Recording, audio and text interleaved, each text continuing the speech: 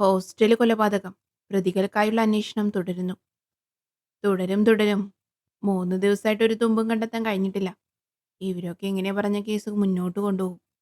കുറച്ചുനാൾ ആ പെങ്കൊച്ചിന്റെ കൂട്ടുകാരും നാട്ടുകാരും പ്രതിഷേധിക്കും. അവസാനം എങ്ങും എത്താതെ തേഞ്ഞുമാഞ്ഞങ്ങ് പോകും. ഇതൊക്കെ തന്നെ നടക്കാൻ പോകുന്നത്. കയ്യിലിരുന്ന പത്രം മടക്കി ടീപ്പോയിലേക്ക് ഇട്ടുകൊണ്ട് സക്കറിയ അകത്തേക്ക് നോക്കി നീട്ടി പിടിച്ചു. ട്രീസമ്മോ, വിളി കേൾക്കാൻ നോക്കിയിരുന്നത് പോലെ അകത്തുനിന്നും കയ്യിലൊരു ചായക്കപ്പുമായി ട്രീസമ്മ ഇറങ്ങി വന്നു. ഇളം മഞ്ഞ കോട്ടൺ സാരിയാണ് വേഷം. പിള്ളേരെന്തിയടി? ചായക്കപ്പ് കയ്യിൽ വാങ്ങിക്കൊണ്ട് സക്രിയ ചോദിച്ചു. അലക്സി രാവിലെ ജിമ്മിൽ പോയി. അലോഷി ഉണർന്നിട്ടില്ല. പാതിരാത്രി എപ്പോഴാണ് വന്നു കിടന്നത്. ട്രീസം അയാൾക്കടുത്തേക്ക് കസേര നീക്കിയിട്ടിരുന്നു. സക്രിയ അവരുടെ മുഖത്തേക്ക് സംശയത്തോടെ നോക്കി. എന്താടോ, എന്തേലും പറയാനുണ്ടോ? സക്രിയ ചോദിച്ചു. അത് പീറ്റർ പറഞ്ഞ കൊച്ചിന്റെ കാര്യം അലക്സിയോടൊന്ന് പറയണ്ടേ? വയസ്സ് 32 കഴിഞ്ഞു. ഇനിയും അവന്റെ സമ്മതം നോക്കിയിരുന്നാ. ട്രീസം ആവലാതിയോടെ അയാളെ നോക്കി. എടോ ഭാര്യയെ, അവന് നീ നാടിന്റെ മുത്താണ്. സിറ്റി പോലീസ് കമ്മീഷണർ അലക്സി ജേക്കബിന് വരുന്ന പെണ്ണും അവനൊപ്പം പിടിച്ചു നിൽക്കാൻ കഴിവുള്ളവളായിരിക്കണം. അത് അവനെ പോലെ തന്നെ എനിക്ക് നിർബന്ധമാണ്. അതിനുവേണ്ടി കുറച്ച് കാത്തിരിക്കുന്നതിൽ തെറ്റില്ല. തൽക്കാലം പീറ്റർ കൊണ്ടുവന്ന പെങ്കൊച്ചിന്റെ കാര്യം എന്തെങ്കിലും പറഞ്ഞ് നമുക്കൊഴിയാം. അവനുള്ളതിനെ അവൻ തന്നെ അങ്ങ് കണ്ടുപിടിക്കട്ടെ. സക്കരയുടെ കയ്യിൽ നിന്നും ചായക്കപ്പും വാങ്ങി പെറുപെറുത്തുകൊണ്ട് ട്രീസമ്മ അകത്തേക്ക് പോയി. പാലമറ്റം ബംഗ്ലാവിന്റെ ഗേറ്റ് കടന്ന് കയറി വരുന്ന ബുള്ളറ്റ് കണ്ടപ്പോൾ സക്രിയ ഒരു പുഞ്ചിരിയോടെ എഴുന്നേറ്റു. എന്നതാണ് ജേക്കബ് സക്രിയ പാലമറ്റം, മുഖത്തൊരു കള്ളച്ചിരി. ബുള്ളറ്റ് സ്റ്റാൻഡിൽ വെച്ച് ചിരിച്ചുകൊണ്ട് അലക്സി അപ്പന്റെ അടുത്തേക്ക് വന്നു. വിളിക്കടാ, വിളിക്കേ. അപ്പനെ പേരെടുത്ത് തന്നെ വിളിക്കേ. എന്താ നീ ഇത്ര വൈകിയേ? അപ്പൻ അവന്റെ മുഖത്ത് വിയർപ്പ് തുള്ളികൾ തോളത്ത് കിടന്ന് തോർത്തുകൊണ്ട് ഒപ്പിയെടുത്തു. വരുന്ന വഴി 1-2 കോളുണ്ടായിരുന്നു. സംസാരിച്ചു നിന്ന് നേരം പോയി. അവൻ അപ്പന്റെ തോളിലൂടെ കൈയിട്ട് അകത്തേക്ക് കയറി. എന്തായി മോനെ ആ കൊച്ചിന്റെ കേസിന്റെ കാര്യം? എന്തേലും തുമ്പു കിട്ടിയോ? 2-3 ദിവസമായിട്ട് ഒരേ ഒരു കാര്യം തന്നെ തിരിച്ചും മറിച്ചും പത്രത്തിൽ വരുന്നതല്ലാതെ വേറെ ഒന്നും അറിയാൻ കഴിയുന്നില്ല. സക്രിയ ചോദിച്ചു. ആ കുട്ടിയെ ക്രൂരമായി റേപ്പ് ചെയ്ത് കൊന്നതാണപ്പാ. പക്ഷേ അതിതുവരെ പുറത്തുവിട്ടിട്ടില്ല. നമ്മുടെ നാടല്ലേ, പെണ്ണിന് ദുർനടപ്പുണ്ടായിരുന്നു എന്ന് വേണമെങ്കിൽ പറഞ്ഞു വരുത്തും. അതിന്റെ വീട്ടിലേക്കൊന്ന് പോയിരുന്നു ഞാൻ ഇന്നലെ. ചങ്ക് തകർന്നു പോകും അവിടുത്തെ കാഴ്ച കണ്ടാൽ. ജോലിയായി പോയില്ലേ, എന്ത് ചെയ്യാനാ? അവൻ സോഫയിലിരുന്ന് ഫോണിലേക്ക് നോട്ടം തിരിച്ചു. ഒഫീഷ്യൽ കാര്യങ്ങൾ വീട്ടിൽ ചർച്ച ചെയ്യാൻ പാടില്ല. എങ്കിലും പറയാതെ വയ്യപ്പാ. മുകളിൽ നിന്ന് നല്ല പ്രഷറുണ്ട്. പോരാത്തതിന് കൊല്ലപ്പെട്ട കുട്ടി ആഭ്യന്തരമന്ത്രി അച്യുതമേനോൻ സാറിന്റെ മകൾ ആരതി മേനോന്റെ കൂട്ടുകാരിയും. പിന്നെ പറയണോ പുകില്, പാർട്ടിക്കാരും ഇടപെട്ട് കഴിഞ്ഞതിനാൽ ഞങ്ങൾക്ക് മുന്നിൽ സമയം ചുരുക്കാണ്. ഇന്നത്തെ മീറ്റിംഗിൽ അറിയാം ഫൈനൽ ഡിസിഷൻ. അലക്സി അപ്പനോട് സംസാരിച്ചു കൊണ്ടിരുന്നു. ഗുഡ് മോർണിംഗ് ഇച്ചായ. കണ്ണും തിരുമ്മി മൂരി നിവർന്ന് പടികളിറങ്ങി വന്ന അലൂഷി അലക്സിയോടൊപ്പം വന്നിരുന്നു. എന്തോ നട ഇത്, നേരവും കാലമൊക്കെ നോക്കാതെയുള്ള കറക്കവും ഉറക്കവും. കോളേജിലും പോകില്ല, തോട്ടത്തിലും പോകില്ല. എന്താ നിന്റെ ഉദ്ദേശം? ഇങ്ങനെ തല്ലിപ്പൊളിയായി കറങ്ങി നടക്കാമെന്നാണോ? അലക്സി ഉപദേശത്തിന്റെ കെട്ടഴിക്കാൻ തുടങ്ങിയതും അലൂഷി ഫോണുമായി വലിഞ്ഞു. നീ മുങ്ങിക്കോ, എന്തെങ്കിലും എന്റെ കൈ കിട്ടും. അലക്സി അവനെ ഒന്ന് നോക്കിയിട്ട് മുകളിലേക്ക് കയറിപ്പോയി. കമ്മീഷൻ ഓഫീസിന് മുന്നിൽ തന്റെ ഒഫീഷ്യൽ വാഹനം ഒതുക്കി ഇറങ്ങുമ്പോൾ തന്നെ കണ്ടു ക്യാമറയും മയക്കുമായി തന്നെ വളയാൻ നിൽക്കുന്ന മീഡിയക്കാരെ. തലയിലിരുന്ന തൊപ്പി ഒന്നുകൂടി ഉറപ്പിച്ചുകൊണ്ട് കീയുമായി അലക്സി അവർക്കരികിലേക്ക് നടന്നു. സർ, ഹോസ്റ്റൽ കൊലപാതകം പുതിയ വഴിത്തിരിവിലേക്കെന്നൊരു ന്യൂസ് കേട്ടു. കേസിനെ പറ്റി കൂടുതലൊന്നും നിങ്ങൾ ഉദ്യോഗസ്ഥർ പറഞ്ഞു വിടുന്നതുമില്ല. ഞങ്ങൾ എന്താണ് ഇനി റിപ്പോർട്ട് ചെയ്യേണ്ടത്? കേസിന്റെ ആ വഴിത്തിരിവുകൾ അറിയാൻ കേരള ജനത ഒന്നാങ്കി കാത്തിരിക്കുകയാണ്. മയക്കുമായി മുൻനിരയിൽ നിന്ന കേരള ടുഡേയുടെ ന്യൂസ് റിപ്പോർട്ടർ അഞ്ജന ബാലകൃഷ്ണൻ ആദ്യത്തെ ചോദ്യം അറിഞ്ഞു. സിറ്റിയുടെ ഒത്തുനടുക്ക് പേരുകേട്ടൊരു വിദ്യാഭ്യാസ സ്ഥാപനത്തിന്റെ ലേഡീസ് ഹോസ്റ്റലിൽ ഇങ്ങനെയൊരു കൊലപാതകം നടന്നിട്ട് ഇന്നിപ്പോൾ 3 ദിവസം പിന്നിട്ടിരിക്കുന്നു. ഇതുവരെ നിങ്ങൾ പോലീസിനൊരു തുമ്പും കണ്ടെത്താൻ കഴിഞ്ഞില്ല എന്നത് പോലീസിന്റെ അനാസ്ഥയല്ലേ ചൂണ്ടിക്കാട്ടുന്നത്? മോർണിംഗ് ന്യൂസിന്റെ റിപ്പോർട്ടർ വൈശാഖനാണ്. അലക്സി അയാളെ ഒന്ന് നോക്കി. കൈകൾ രണ്ടും പിന്നിലേക്ക് ചേർത്ത് നിന്നു. ഞങ്ങൾ കേസന്വേഷണവുമായി മുന്നോട്ട് പോവുകയാണ്. ലേഡീസ് ഹോസ്റ്റലിൽ നടന്ന കൊലപാതകത്തിന്റെ ചുരുളുകൾ അഴിയാൻ ഇനി ഒരുപാട് ദിവസങ്ങളൊന്നും വേണ്ടിവരില്ല. ആ കുട്ടിയുടെ ഫാമിലിയും ഫ്രണ്ട്സും എല്ലാവരും ഞങ്ങളോട് സഹകരിക്കുന്നുണ്ട്. നിങ്ങൾക്ക് വേണ്ടത് ഒരു ഹോട്ട് ന്യൂസ് അല്ലേ? അധികം വൈകാതെ ഞാൻ തന്നെ അത് നിങ്ങളെ വിളിച്ചറിയിക്കുന്നതാണ്. ഇന്ന് ഉച്ചയ്ക്ക് ശേഷം ആഭ്യന്തരമന്ത്രിയുടെ മീറ്റിംഗ് വിളിച്ചിട്ടുണ്ട്. അതിനുശേഷമേ കൂടുതൽ എന്തെങ്കിലും എനിക്ക് പറയാൻ കഴിയൂ. അതുവരെ നിങ്ങളൊന്ന് ക്ഷമിക്കൂ. എല്ലാവരോടുമായി പറഞ്ഞുകൊണ്ട് അലക്സി അകത്തേക്ക് കയറിപ്പോയി. ഇതൊക്കെ ഇവന്മാരുടെ നമ്പറല്ലേ, പ്രതികളെ പ്രൊട്ടക്ട് ചെയ്യാനുള്ള അടവ്. അവസാനം ഏതെങ്കിലും അത്താഴ പട്ടിണിക്കാരനിട്ട് പണി കൊടുക്കുകയും ചെയ്യും. എന്നിട്ടൊരു വാർത്താ സമ്മേളനം കൂടി നടത്തിയാൽ ആ കേസും തീർന്നു. അന്തിപത്രത്തിന്റെ റിപ്പോർട്ട് സുധാകരൻ ആരോടെന്നില്ലാതെ പറഞ്ഞു. അലക്സി അകത്തേക്ക് കടന്നു ചെല്ലുമ്പോൾ സ്ഥലം എം.എൽ.എ. ഐസക്കും അയാളുടെ ശിങ്കടികളും കമ്മീഷണറുടെ ക്യാബിനിലുണ്ടായിരുന്നു. അലക്സിയെ കണ്ടതും ഐസക് ഒന്നുകൂടി സീറ്റിലേക്ക് അമർന്നിരുന്നു. കൂടെയുണ്ടായിരുന്നവർ ബഹുമാനപൂർവ്വം എഴുന്നേറ്റു. തൊപ്പിയൂരി ടേബിളിൽ വെച്ചിട്ട് അയാൾ ലാൻഡ് ഫോണിൽ ഒരു നമ്പർ പ്രസ് ചെയ്തു. നാരായണേട്ടാ, ഒരു ഗ്രീൻ ടീ. പിന്നെ ജയദേവനോട് ഞാൻ ഇന്നലെ പറഞ്ഞ കാര്യമൊന്ന്. ശരി. ഫോൺ വെച്ച് കഴിഞ്ഞ് ടേബിളിലേക്ക് കൈകളൂന്നി അലക്സി ആഗതർക്ക് മുന്നിലേക്ക് നീങ്ങിയിരുന്നു. ആ, പറയൂ സർ. എന്താ രാവിലെ തന്നെ പതിവില്ലാതെ? അലക്സിയുടെ ചോദ്യം കേട്ട് ഐസക് അയാളെ രൂക്ഷമായി ഒന്ന് നോക്കി. കമ്മീഷണർ സാർ എന്നെ കളിയാക്കുവാണോ? ഹോസ്റ്റൽ വധക്കേസ് നിസ്സാരമായി കാണാമെന്ന് കരുതിയെങ്കിൽ സാറിന് തെറ്റി. ഞങ്ങളുടെ നേതാവിന്റെ മോളുടെ കൂട്ടുകാരിയാ കൊല്ലപ്പെട്ട ഈ പെൺകുട്ടി. ഇത് തെളിഞ്ഞില്ലെങ്കിലേ ഞങ്ങളുടെ നേതാവിനാ ക്ഷീണം, ഐസക് പറഞ്ഞു. അലക്സി ഒന്ന് പുഞ്ചിരിച്ചുകൊണ്ട് സീറ്റിലേക്ക് ചാഞ്ഞിരുന്നു. ഞങ്ങൾ ശ്രമിക്കുന്നില്ലെന്ന് പറഞ്ഞില്ലല്ലോ. അന്വേഷണം നടക്കുന്നുണ്ട്. സൈറ്റ് സീൽ ചെയ്തിട്ടുണ്ട്. തൽക്കാലം ഹോസ്റ്റൽ അടച്ചിട്ടിരിക്കുകയാണ്. കുട്ടികളാകെ ഭയന്നിരിക്കുന്നു. കൊല്ലപ്പെട്ട കുട്ടിയുടെ വീട്ടിലും ഞങ്ങൾ പോയിരുന്നു. എടുത്തുചാടി ചെയ്തു തീർക്കേണ്ട ജോലിയല്ല ഇത്. കേസിന് കേസിൻ്റെതായ ഒരു രഹസ്യ സ്വഭാവം സൂക്ഷിക്കേണ്ടത് അത്യാവശ്യമാണ്. പല പ്രമുഖരും ഉൾപ്പെടുമെന്ന് ചുരുക്കം. കൂടെ ഇരിക്കുന്നവരെയും ഐസക്കിനെയും നോക്കിക്കൊണ്ട് അലക്സി പറഞ്ഞു. അതിനെന്താ സാറേ ഒരു കുത്തല്? ഞങ്ങളാരും ഇത്തരം ചെറ്റത്തരത്തിന് പോകില്ല. അധികം ഷൈൻ ചെയ്യാൻ നോക്കിയാൽ ഈ തലയ്ക്ക് മേലെ തൊപ്പി കാണില്ല. ഐസക്കിനൊപ്പം ഇരുന്നവരിൽ ഒരാൾ ചാടി എഴുന്നേറ്റ് വിരൽ ചൂണ്ടി. നിർത്തടാ. ആനയെ പേടിക്കാം. ആനപ്പിണ്ടകളെ മൈൻഡ് ചെയ്യേണ്ട ആവശ്യമില്ല. ഇറങ്ങിപ്പോയടാ വെളിയിൽ. അലക്സി ഐസക്കിന്റെ മുഖത്തേക്ക് നോക്കി തന്നെ ശിങ്കടികളോട് പറഞ്ഞു. നീ ചെവി നൊള്ളിക്കോ. അലക്സിക്ക് നേരെ വിരൽ ചൂണ്ടിക്കൊണ്ട് ഐസക്കും അവർക്കൊപ്പം ഇറങ്ങി. സാർ ഇത് എന്തു പണിയെ കാണിച്ച്? അയാളെ പിണക്കണ്ടായിരുന്നു. ഇനി എന്തൊക്കെ കാണേണ്ടി വരും? കോൺസ്റ്റബിൾ നാരായണൻ അകത്തേക്ക് കടന്നു വന്നുകൊണ്ട് പറഞ്ഞു. ടീ എവിടെ നാരായണേട്ടാ? അയാൾ അലക്സിക്ക് നേരെ നീട്ടിയ കപ്പും വാങ്ങി അവൻ ചെയറിൽ നിന്ന് എഴുന്നേറ്റു. ഇതാ സാർ പറഞ്ഞ ഡീറ്റെയിൽസ്. കുറച്ച് മെനക്കെടേണ്ടി വന്നു. നാരായണൻ ഫയൽ അലക്സിയെ ഏൽപ്പിച്ചുകൊണ്ട് സല്യൂട്ട് ചെയ്ത് പുറത്തേക്ക് പോയി. ടീ കുടിച്ച് കപ്പ് മേശമേൽ വെച്ചുകൊണ്ട് അലക്സി ആ ഫയൽ കയ്യിലെടുത്തു. Saint Mary's hostel. അലക്സി ടേബിളിലേക്ക് ചാരിയിരുന്നു കൊണ്ട് ആ ഫയൽ തുറന്നു. ഈ കൊലപാതകം 15 ദിവസത്തിനുള്ളിൽ ഞാൻ തെളിയിച്ചിരിക്കും. പ്രതി ഏത് കൊലകൊമ്പനായാലും ശരി. എന്റെ സ്റ്റേഷൻ പരിധിയിൽ ഇനിയൊരു പെൺകുട്ടിയുടെ മാനത്തിനോ ജീവനോ ഭീഷണി ഉണ്ടാവാൻ സമ്മതിക്കില്ല ഞാൻ. അലക്സി ഫയലിലേക്ക് നോക്കി നിന്നുകൊണ്ട് തന്നെ പല്ലുകടിച്ചു. അവന്റെ മുഖത്തെ പീശികൾ വലിഞ്ഞു മുറുകി. വന്യമായൊരു പുഞ്ചിരിയോടെ അലക്സി ഫയലിലേക്ക് കണ്ണു നട്ടു. ആഭ്യന്തരമന്ത്രിയുടെ ഓഫീസിലേക്ക് കയറി ചെല്ലുമ്പോൾ തന്നെ അലക്സി കണ്ടു വാതിൽക്കൽ പറ്റിപ്പിടിച്ചു നിൽക്കുന്ന ഐസക്കിന്റെ ശിങ്കടികളെ. ഒരു നടയ്ക്കും പോകില്ല, സ്വയം പറഞ്ഞുകൊണ്ട് അവൻ ക്യാബിനുള്ളിലേക്ക് കടന്നു. Good afternoon sir. മന്ത്രിയെ സല്യൂട്ട് ചെയ്തുകൊണ്ട് അലക്സി പറഞ്ഞു. അലക്സി, ഞാൻ തന്നെ നോക്കിയിരിക്കുകയായിരുന്നു. ഇരിക്കടോ, അദ്ദേഹം പുഞ്ചിരിയോടെ പറഞ്ഞു. അടുത്തുള്ള ചെയറിലേക്ക് ഇരിക്കുന്ന ഐസക്കിന്റെ മുഖത്തേക്കൊന്ന് നോക്കിയിട്ട് അലക്സി അയാൾക്കടുത്തായിരുന്നു. എന്തായി ഹോസ്റ്റൽ കേസ്? ദിവസങ്ങൾ കഴിയുന്തോറും സ്ഥിതി വഷളാകുന്നു. ഇവിടെ വന്നാൽ പത്രക്കാരും പാർട്ടിക്കാരും, വീട്ടിലേക്ക് ചെന്നാൽ ഭാര്യയും മോളും. എന്റെ സ്വസ്ഥത തിരിച്ചു തരാൻ തനിക്കേ കഴിയൂ. അദ്ദേഹം പറഞ്ഞത് കേട്ട് അലക്സി ചിരിച്ചു. തന്റെ ചിരി കാണാനല്ല ഇങ്ങോട്ട് വിളിപ്പിച്ചത്. നേതാവ് ചോദിച്ചതിന് മറുപടി പറയടോ. ഐസക് ശബ്ദമുയർത്തി. അദ്ദേഹത്തിനുള്ള മറുപടി ഞാൻ കൊടുത്തോളാം. അതിനുവേണ്ടി തന്നെയാണ് വന്നതും. സ്ട്രിക്ട്ലി കോൺഫിഡൻഷ്യലായ കാര്യങ്ങളൊന്നും ഇങ്ങനെ കണ്ണിൽ കണ്ട ആ വകുപ്പുകളോടൊന്നും മുന്നിൽ വിളമ്പാനുള്ളതല്ല. വന്ന കാര്യം സാധിച്ചെങ്കിൽ സാറൊന്ന് പുറത്തേക്ക് ഇറങ്ങിയാൽ നന്നായിരുന്നു. അലക്സി പറയുന്നത് കേട്ട് അച്യുതമേനോനൊന്ന് ചിരിച്ചു. താൻ ചെല്ലു, നമുക്ക് വൈകിട്ട് കാണാം, അദ്ദേഹം ഐസക്കിനോട് പറഞ്ഞു. നേതാവ് പറഞ്ഞതുകൊണ്ട് ഇപ്പോൾ ഞാൻ പോകുന്നു. നീ എന്തായാലും കേസന്വേഷണം നടത്ത്. ആ കൊച്ചിനെ കൊന്നത് ആരാണെന്ന് തെളിഞ്ഞില്ലെങ്കിൽ അതോടെ തീരും നിന്റെ ഈ കമ്മീഷണർ ഭരണം. ഈ തൊപ്പിനിര തലയിൽ നിന്ന് പോയി കഴിഞ്ഞ് നമുക്കൊന്ന് കാണണം.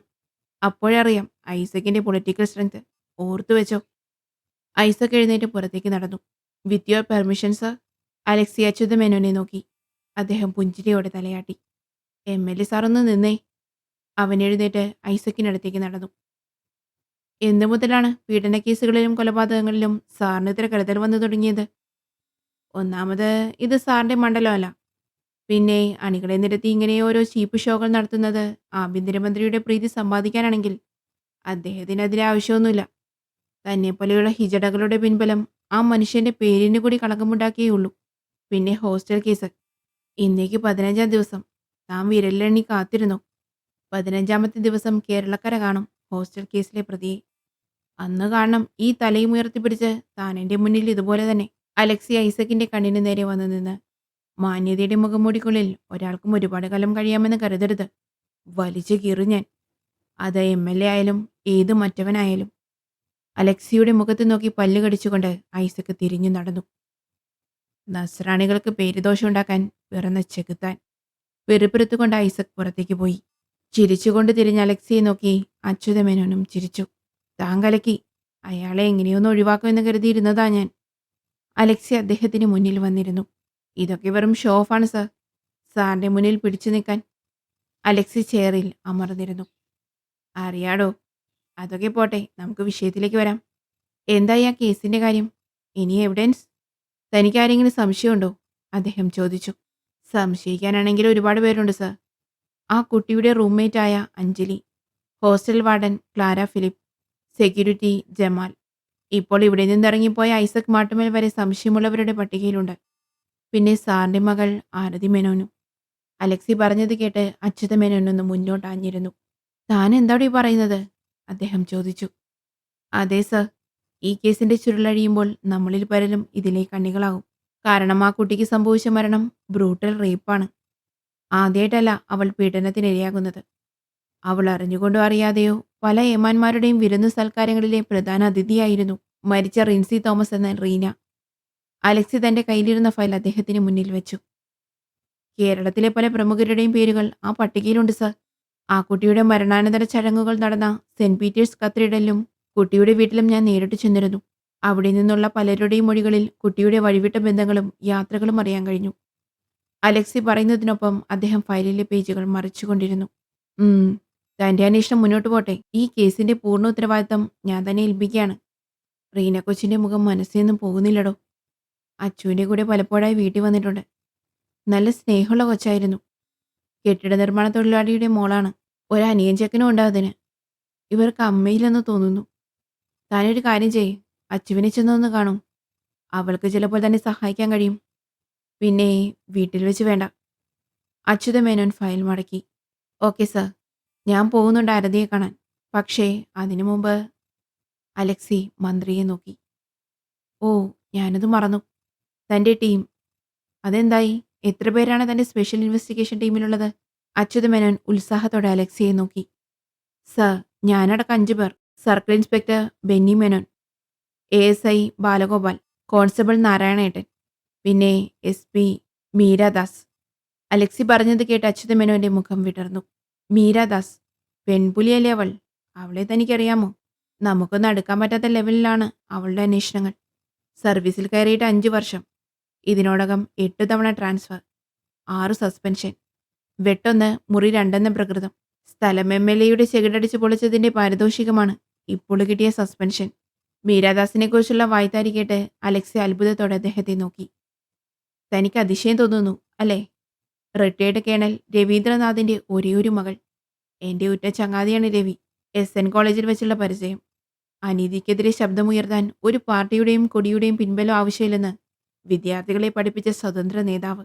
മണിപ്പൂരിലുണ്ടായ ബോംബ് ബ്ലാസ്റ്റിൽ മരിച്ച തീവ്രവാദികൾക്കൊപ്പം അവനും അപകടത്തിൽപ്പെട്ടിരുന്നു. മരണത്തിന് കീഴടങ്ങിയില്ലെങ്കിലും വലതുകാൽ തകർന്നു. അത് മുറിച്ചു കളയേണ്ടി വന്നു. അവനെ കണ്ടിട്ട് വർഷങ്ങളായെങ്കിലും മകളുടെ വിശേഷങ്ങൾ മാധ്യമങ്ങളിലൂടെ അറിയുന്നുണ്ട് ഞാൻ. പുലിമടയിൽ പിറന്നത് പൂച്ചുക്കുട്ടിയാവില്ലല്ലോ.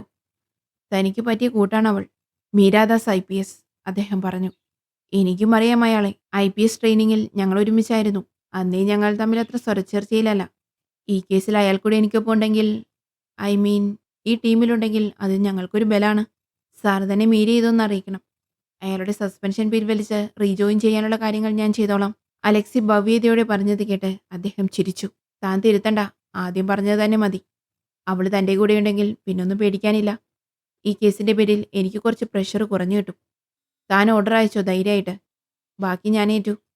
പക്ഷേ IPS റാങ്കിലുള്ള 2 പേർ ഒരേ കേസിൽ ഒന്നിച്ചു വരുമ്പോൾ ചില മുറിമുറുപ്പുകൾ കേൾക്കേണ്ടി വരും, അദ്ദേഹം പറഞ്ഞു. അറിയാം സർ. ബട്ട് ഇവിടെ അയാൾ തന്നെ വേണം. കാരണം അന്വേഷണ ലിസ്റ്റിലുള്ള ലേഡീസ് അത്ര നിസ്സാരക്കാരല്ല. സാധാ ഒരു പോലീസുകാരിയുടെ മുന്നിൽ അവർ വാതുറക്കണമെന്നില്ല. അതിന് മീരയെ പോലെ ഒരു അയൺ ലേഡി തന്നെ വേണം. അലക്സി എഴുന്നേറ്റു. താൻ ചെല്ലൂ. നാളെ വൈകുന്നേരത്തിന് മുമ്പ് ആളിങ്ങ് എത്തിയിരിക്കും. മറ്റന്നാൾ രാവിലെ ഷാർപ്പ് 10:30 നിങ്ങളുടെ പുതിയ ടീം എനിക്ക് മുന്നിൽ ഉണ്ടാവണം. Yes sir. അലക്സി സല്യൂട്ട് ചെയ്തു. ഫയലുമായി പുറത്തേക്കിറങ്ങി. സിംഹക്കുട്ടി, നിനക്ക് അവള് തന്നെ ചേരൂ. അദ്ദേഹം ഫോണിലൊരു നമ്പർ ഡയൽ ചെയ്തുകൊണ്ട് ചെയറിലേക്ക് ചാഞ്ഞു. പാലമറ്റം തറവാട്ടിലേക്ക് അലക്സിയുടെ ഇന്നോവ പാഞ്ഞു കയറുമ്പോൾ മുറ്റം നിറഞ്ഞ് വാഹനങ്ങൾ കിടന്നിരുന്നു. അതിൽ ചിലത് കണ്ട് നല്ല പരിചയവും തോന്നി. തൊപ്പിയൂരി വണ്ടി ലോക്ക് ചെയ്ത് പുറത്തേക്കിറങ്ങുമ്പോൾ മഴ ചാറിത്തുടങ്ങിയിരുന്നു. സിറ്റൗട്ടിൽ കിടന്നിരുന്ന കൈസർ അവനെ കണ്ട് നന്ദിപൂർവ്വം വാലാട്ടാൻ തുടങ്ങി. ആരാടാ ഇന്ന് വിരുന്നുകാര്? അലക്സി കൈസറിനെ തലോടിക്കൊണ്ട് അകത്തേക്ക് നടന്നു. പിന്നാലെ അവന്റെ സന്തത സഹചാരിയായ ആ നായയും. ആഹാ, എത്തിയല്ലോ കമ്മീഷണർ സാർ. ഹാളിലേക്ക് കടന്നു ചെന്ന അലക്സിയെ കാത്ത് അകത്തൊരു പട തന്നെയുണ്ടായിരുന്നു. ആ, എല്ലാവരും ഉണ്ടല്ലോ. എന്താ ഇന്ന് വിശേഷം? അലക്സി അവർക്ക് മുന്നിൽ ചെന്ന് നിന്നു. നമുക്കൊന്നു കൂടാൻ വിശേഷം വല്ലതും വേണോ വേ? നീ ഇരിക്കെ. വക്കീൽ കൃഷ്ണദാസ് ഒഴിഞ്ഞ ഗ്ലാസ്സിലേക്ക് മദ്യം നിറച്ചുകൊണ്ട് പറഞ്ഞു. ഞാൻ യൂണിഫോം മാറ്റി ഒന്ന് ഫ്രഷ് ആയിട്ട് വരാമെങ്കിൽ. അലക്സി എല്ലാവരോടുമായി പറഞ്ഞിട്ട് മുകളിലേക്ക് പോയി. പിന്നാലെ കൈസറും. തന്റെ ഭാഗ്യാടോ കറിയാച്ച ഇതുപോലെയുള്ള ആൺമക്കൾ. ഒരു നാടിന് തുടുപ്പായി മാറിയിരിക്കുകയല്ലേ കമ്മീഷണർ അലക്സി ജേക്കബ് പാലമറ്റം. പഠിത്തം കഴിഞ്ഞിറങ്ങിയാലുടൻ അലൂഷിയും അപ്പന്റെ കൂടെ ബിസിനസ്സിലേക്ക് ഇറങ്ങിയാൽ പിന്നെ താൻ ആരാ? അവന്മാരെ പെണ്ണും കെട്ടിച്ച് കൊച്ചുമക്കളൊക്കെയായി തനിക്ക് സുഖിച്ചൂടെ? കൃഷ്ണദാസ് പറഞ്ഞത് കേട്ട് സക്രിയെ ചിരിച്ചു. നമ്മളങ്ങ് താങ്ങിവിട്ടാ മതി. പറക്കമുറ്റുമ്പോ അവന്മാർ തനിയെ പറന്നു പൊക്കോളും. മനസ്സിന് ഇഷ്ടപ്പെടുന്ന പെണ്ണിനെയും കിട്ടി ജീവിക്കാൻ പറഞ്ഞിട്ടുണ്ട് ഞാൻ. പക്ഷേ ഒറ്റ കണ്ടീഷൻ. രണ്ടുപേരും പാലമറ്റം വിട്ടു പോകാൻ പാടില്ല. ഞങ്ങളുടെ കണ്ണടയും വരെ അവർ രണ്ടും ഞങ്ങളോടൊപ്പം ഈ തറവാട്ടിലുണ്ടാവണം, ഇണപിരിയാതെ. അത്രയുള്ള ആഗ്രഹം. സക്രിയയുടെ കണ്ണു നിറഞ്ഞു. ആ, അത് വിടടോ. നല്ലൊരു ദിവസത്തിന്റെ മൂടുകളയല്ലേ. പാർട്ടി ഏരിയ കമ്മിറ്റി സെക്രട്ടറിയും സക്രിയയുടെ സഹോദരി ഭർത്താവുമായ വർഗീസ് മാമൻ അയാളെ സമാധാനപ്പെടുത്തി. നമ്മുടെ സൗഹൃദം പോലെ നമ്മുടെ മക്കളും കൂട്ടുകാരാണ്. അതുപോലെ നമുക്ക് മുന്നോട്ട് പോകാൻ. ഇനി അവരുടെയൊക്കെ വിവാഹം കൂടി കഴിഞ്ഞാൽ നമ്മുടെ ജോലി തീർന്നു. മേയർ ശ്രീദേവിയുടെ ഭർത്താവും കൗൺസിലറുമായ സത്യശീലൻ സ്ഥിരം പരിപാടിയിലേക്ക് കാലെടുത്തു വെച്ചു. സമയമാകുമ്പോൾ കല്യാണമൊക്കെ അങ്ങ് നടക്കും. അതിനിപ്പോഴേ നമ്മൾ അവലാതിപ്പെടേണ്ട കാര്യമുണ്ടോ? സക്കറിയ അയാളുടെ സംസാരം മുളയിലി നുള്ളിക്കൊണ്ട് അകത്തേക്ക് നോക്കി ട്രീസമ്മയെ വിളിച്ചു. സത്യശീലന്റെ മുഖം വാടി. അയാളുടെ മകൾ ശ്രീവിദ്യയെ പാലമറ്റത്തെ മരുമകളാക്കാൻ നേർച്ചയും വഴിപാടുമായി നടക്കുകയാണ് അയാൾ. ആഹാരം എടുത്തു വെച്ചിട്ടുണ്ട്, വന്നാട്ടെ. ട്രീസമ്മ എല്ലാവരെയും കഴിക്കാൻ വിളിച്ചു. സക്കറിയ എഴുന്നേറ്റു. പിന്നാലെ മറ്റുള്ളവരും. അലക്സി ഫ്രഷായി ബാത്റൂമിൽ നിന്നിറങ്ങുമ്പോൾ മുറിയിൽ നിലത്ത് കിടന്നിരുന്ന കൈസർ അവനെ കണ്ട് തലയുയർത്തി നോക്കി. എന്താടാ ഇന്ന് ഈ പടകളെല്ലാം കൂടി ഇങ്ങോട്ട് വന്നതിന്റെ ഉദ്ദേശം? ആ സുശീലൻ വീടും സുന്ദരിമോളുടെ വർണ്ണനകൾ നിരത്താൻ വന്നതാണെങ്കിൽ ഞാൻ എന്തെങ്കിലും വിളിച്ചു പറയും. അയാളും അയാളുടെ ഒരു സ്ത്രീക്കുട്ടിയും. അലക്സി തലമുടി ചീകി ഒതുക്കി. ഉടുത്തിരുന്ന ടവൽ മാറ്റി ഒരു 3/4 ടീഷർട്ടും എടുത്തിട്ടു. മൊബൈലിൽ നെറ്റ് ഓണാക്കി. നോട്ടിഫിക്കേഷൻ വന്നുകൊണ്ടിരിക്കുന്നു. അവൻ കോണ്ടാക്ട് ലിസ്റ്റിൽ നിന്നും ഒരു നമ്പർ സെർച്ച് ചെയ്തെടുത്തു. കോള് കൊടുത്ത് ഫോൺ കാതോട് ചേർത്തുകൊണ്ട് കട്ടിലേക്ക് വീണു. അവൻ കൈ നീട്ടിയതും കൈസർ വന്നവന്റെ കയ്യിൽ തലവെച്ച് അവൻ അടുത്തായി കിടന്നു. Hello Arathi Menon. Call connect ആയതും അലക്സി ഒന്ന് നിവർന്നു കിടന്നു. I'm Alexi Jacob, city police commissioner. Alexi കൈസറിന്റെ തലയിൽ തലോടിക്കൊണ്ടിരുന്നു. നാളെ നമുക്കൊന്ന് കാണണം. തന്റെ സൗകര്യം പോലെ സമയം അറേഞ്ച് ചെയ്യാം. വീട്ടിൽ വേണ്ട, പുറത്തെവിടെയെങ്കിലും മതി. അലക്സി പറഞ്ഞു. ഓക്കെ, അപ്പോൾ നാളെ 12:30 ഞാൻ എത്തിയിട്ട് വിളിക്കാം. Okay, good night. Alexi call കട്ടാക്കി. ആരതി മേനോൻ. നിനക്കറിയോടാ അവളെ? നമ്മുടെ ആഭ്യന്തരമന്ത്രിയുടെ മോളാണ് കക്ഷി. ആളൊരു ഒതുങ്ങിയ ടൈപ്പാണെങ്കിലും അവളിൽ എന്തൊക്കെയോ ദുരൂഹതകളുണ്ട്. നാളെ കാണാമെന്ന് പറഞ്ഞേക്കുവാണ്. അവളുടെ കോളേജ് ജംഗ്ഷനിൽ ഒരു പബ്ലിക് ലൈബ്രറി ഉണ്ട്. 12:30 ആകുമ്പോൾ അവിടെ മീറ്റ് ചെയ്യാന്ന്. 1-2 ചൂണ്ടിയിട്ട് നോക്കണം, കൊത്തുമോന്നറിയാലോ. പിന്നെ കൂടുതൽ എന്തെങ്കിലും അറിയണമെങ്കിൽ നമ്മുടെ ആളിങ്ങെത്തണം. മീരാദാസ്. 5 കൊല്ലം കഴിഞ്ഞു. വീണ്ടും ഒരു കൂടിക്കാഴ്ചയ്ക്കുള്ള സമയമായി. അവൻ ഫോണിൽ അവരുടെ ബാച്ചിന്റെ ഫോട്ടോസ് നോക്കിക്കൊണ്ട് കിടന്നു. Meera Das. I am waiting for dear.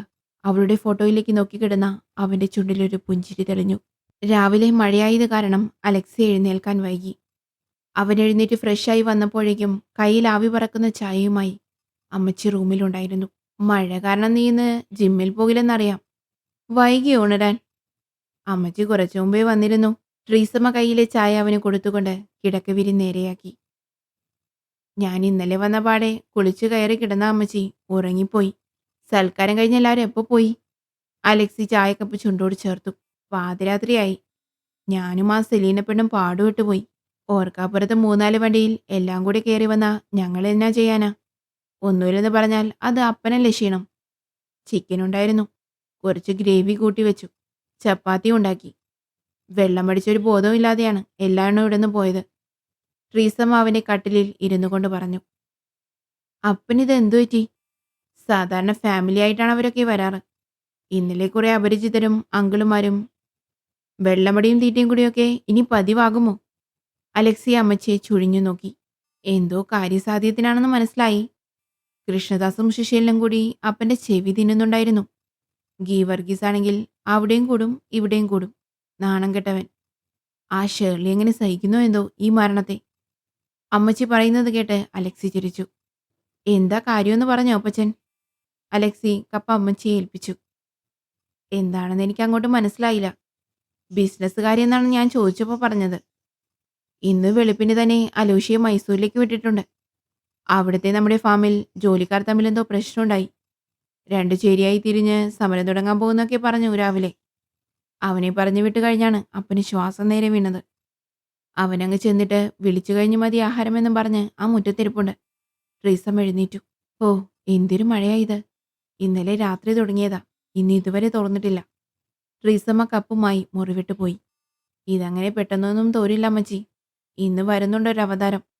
അവളെ വരവേൽക്കാൻ പ്രകൃതി ഒന്ന് ഒരുങ്ങി നിൽക്കുക. അതിൻ്റെയാണ് ഈ കാലം തെറ്റി പെയ്യുന്ന മഴ. ബാൽക്കണിയിൽ ഇറങ്ങി നിന്ന് അവൻ കണ്ണുകളടച്ച് മഴയെ തന്റെ ശരീരത്തിലേക്ക് ആവാഹിച്ചു. മീരാദാസ്. അവൻ ആ പേരുച്ചരിച്ചുകൊണ്ട് കണ്ണുകൾ തുറന്നപ്പോൾ കണ്ടു മുറ്റത്ത് ഫോൺ വിളിച്ചു നിൽക്കുന്ന അപ്പച്ചനെ. മുഖത്തെ പരവേശം ഫോൺ വിളിയിലും വ്യക്തമാണ്. ഒരു മകന്റെ ആവലാതിയിലും കൂടുതൽ താനൊരു പോലീസ് ഓഫീസറാണെന്നുള്ള ബോധത്തിൽ അവൻ അപ്പന്റെ ഓരോ ചലനങ്ങളും വീക്ഷിച്ചുകൊണ്ട് നിന്നു. കുറച്ചു കഴിഞ്ഞ് അവൻ കുളിച്ച് ഫ്രഷായി പുറത്തേക്കിറങ്ങി. വുമൻസ് കോളേജിന്റെ മുന്നിൽ വണ്ടിയൊതുക്കി ലൈബ്രറിയിലേക്ക് നടന്നു പോകുമ്പോൾ ആ വഴി പോകുന്ന പെൺകുട്ടികളുടെയെല്ലാം നോട്ടം അലക്സിയിലായിരുന്നു. ആൺകുട്ടികളെക്കാൾ വലിയ കോഴിയാണല്ലോ കർത്താവ് ഇതുങ്ങളൊക്കെ. ലൈബ്രറിക്കുള്ളിലേക്ക് കയറുമ്പോൾ അവൻ കോളേജ് ഗേറ്റിലേക്കൊന്ന് തിരിഞ്ഞു നോക്കി. തന്നെയും നോക്കി ഒരു പട തന്നെയുണ്ട് ഗേറ്റിന് മുന്നിൽ. പാവത്തുങ്ങൾക്ക് ഇത്രയും സൗന്ദര്യം തരല്ലേ? സ്വയം പറഞ്ഞു ചിരിച്ചുകൊണ്ട് അവൻ ലൈബ്രറിയിലേക്ക് കയറി. കമിതാക്കളാൽ നിറഞ്ഞൊരു അന്തരീക്ഷം. ഏതോ തിരക്കുള്ള കോഫി ഷോപ്പിൽ കയറിയതുപോലെ തോന്നി അലക്സിക്ക്. അവൻ ഒഴിഞ്ഞൊരു ടേബിളിന്റെ അടുത്ത് ചെന്നിരുന്നു. ചുറ്റുമൊന്ന് കണ്ണോടിച്ചുകൊണ്ട് മൊബൈൽ കയ്യിലെടുത്ത് ആരതിയുടെ നമ്പർ ഡയൽ ചെയ്തു. സർ. കോള് കണക്റ്റ് ആകും മുമ്പ് ഒരു പെൺകുട്ടിയുടെ ശബ്ദം കേട്ടു. തല ഉയർത്തി നോക്കി അവൻ കണ്ടു പുഞ്ചിരിയോടെ തന്നെ മുന്നിൽ നിൽക്കുന്ന പെൺകുട്ടിയെ. ആരതി മേനോൻ. ഒരുപാട് നേരമായോ സാർ വന്നിട്ട്?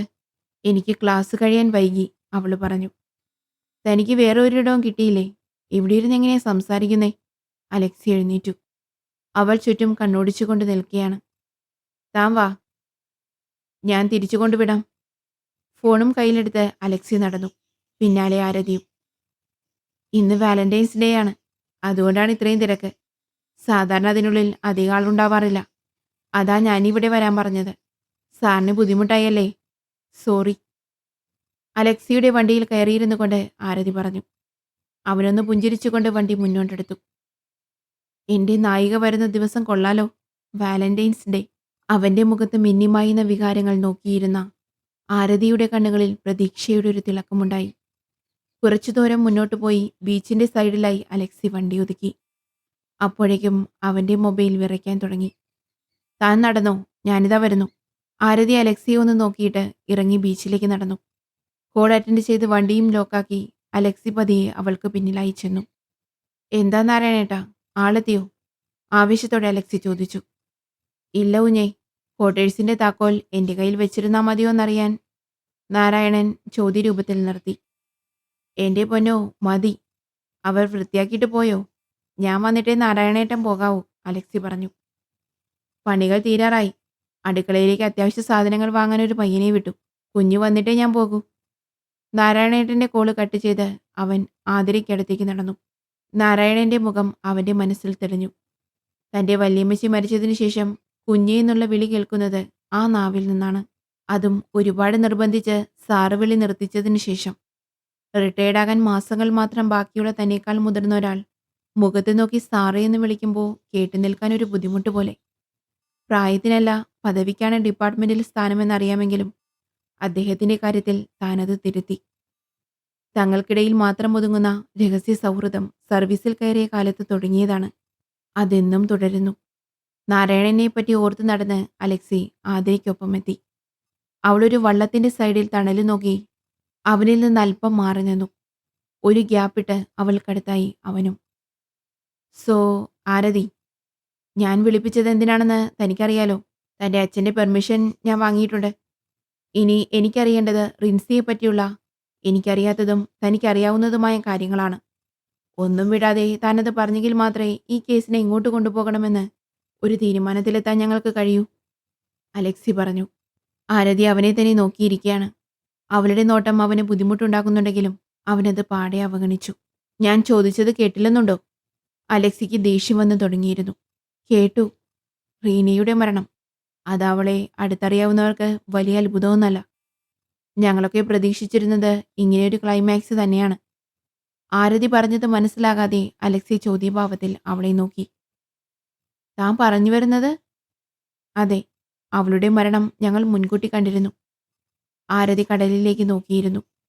ആ കണ്ണുകൾ നിറയുന്നത് അലക്സി കണ്ടു. ഞാനും റീനയും അവളുടെ റൂംമേറ്റ് ആയിരുന്ന അഞ്ജലിയുമായിരുന്നു കൂട്ട്. ഞങ്ങൾക്കിടയിലേക്ക് ഇടിച്ചു കയറി വന്നതാണ് സാജു. സായൂജ് എന്നാണ് അവൻ്റെ പേര്. ഞങ്ങൾ 4 പേരും ഒരേ മനസ്സോടെയാണ് ആ ക്യാമ്പസിൽ അടിച്ചുപൊളിച്ച് നടന്നത്. ഞാൻ ആരെന്നും എന്തെന്നും അറിയാവുന്നവരും അവർ മാത്രമായിരുന്നു. ഇടയ്ക്ക് എപ്പോഴോ റീനയും അവനും തമ്മിലുള്ള സൗഹൃദം പ്രണയത്തിന് വഴിമാറി. ക്ലാസ്സിൽ വരുന്നത് തന്നെ കുറവായി. എപ്പോഴും കറക്കവും കിനാരം പറച്ചിലും. ഞങ്ങളോട് പോലും ഒരുപാട് വൈകിയാണ് പറയുന്നത്. അതും റീനയുടെ സ്വഭാവത്തിൽ വന്ന മാറ്റം അഞ്ജലി ശ്രദ്ധിച്ചു തുടങ്ങിയെന്ന് മനസ്സിലായപ്പോൾ. ആരതി പറഞ്ഞു നിർത്തി. അഞ്ജലി റിൻസിയുടെ റൂമിൽ നിന്നും മാറാനുള്ള കാരണം എന്താണ്? അലക്സി ചോദിച്ചു. അതിന് കാരണം... ആരതി ഒന്ന് മടിച്ചു. എങ്കിലും അവൾ തുടർന്നു പറയാൻ തുടങ്ങി.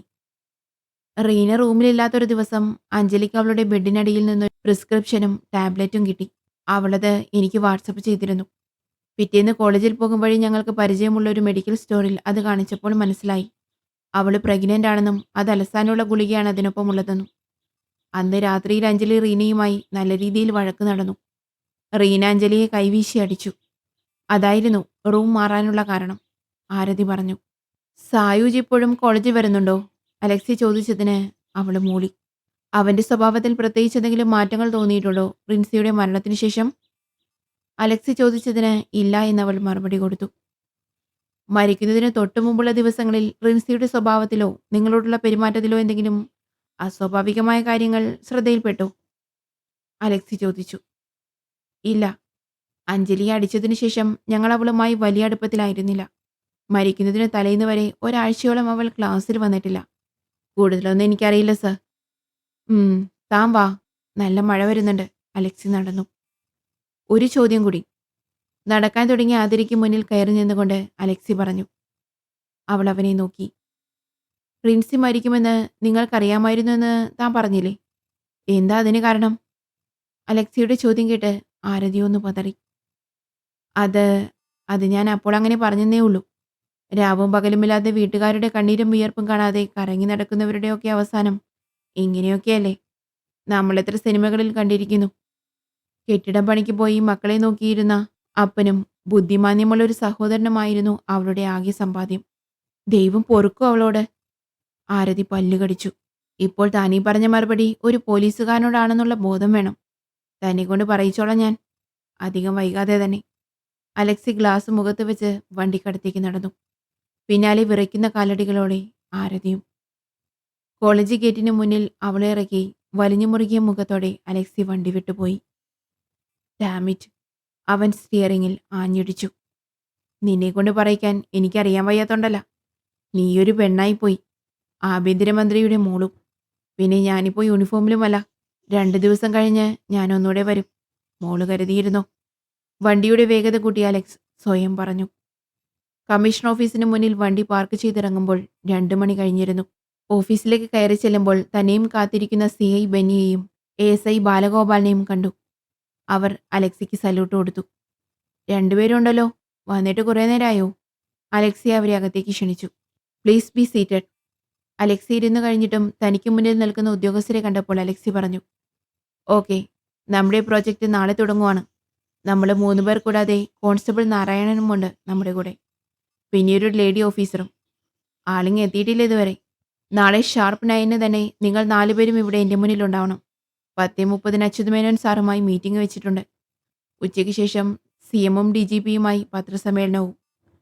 കൃത്യം 15 ദിവസമാണ് നമ്മുടെ ടാർഗറ്റ്.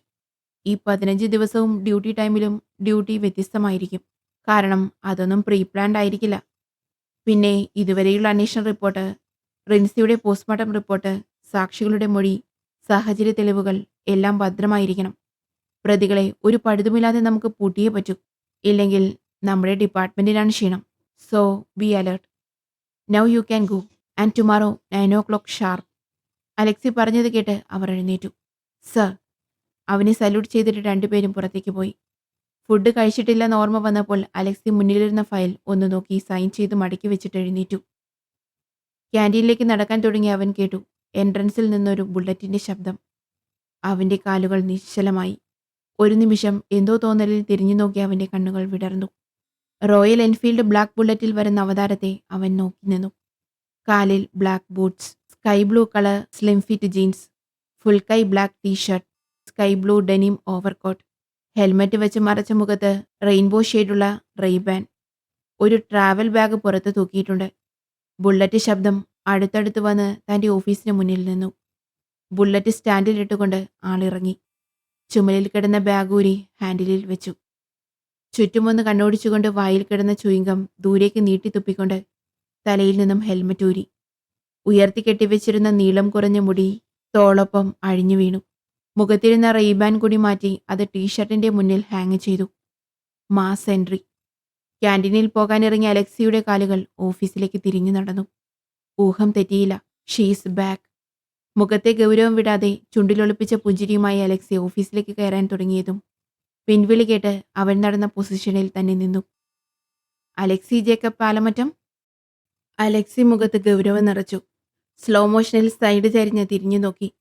ആഹാ, അപ്പോൾ ആള് മാറിയിട്ടില്ല.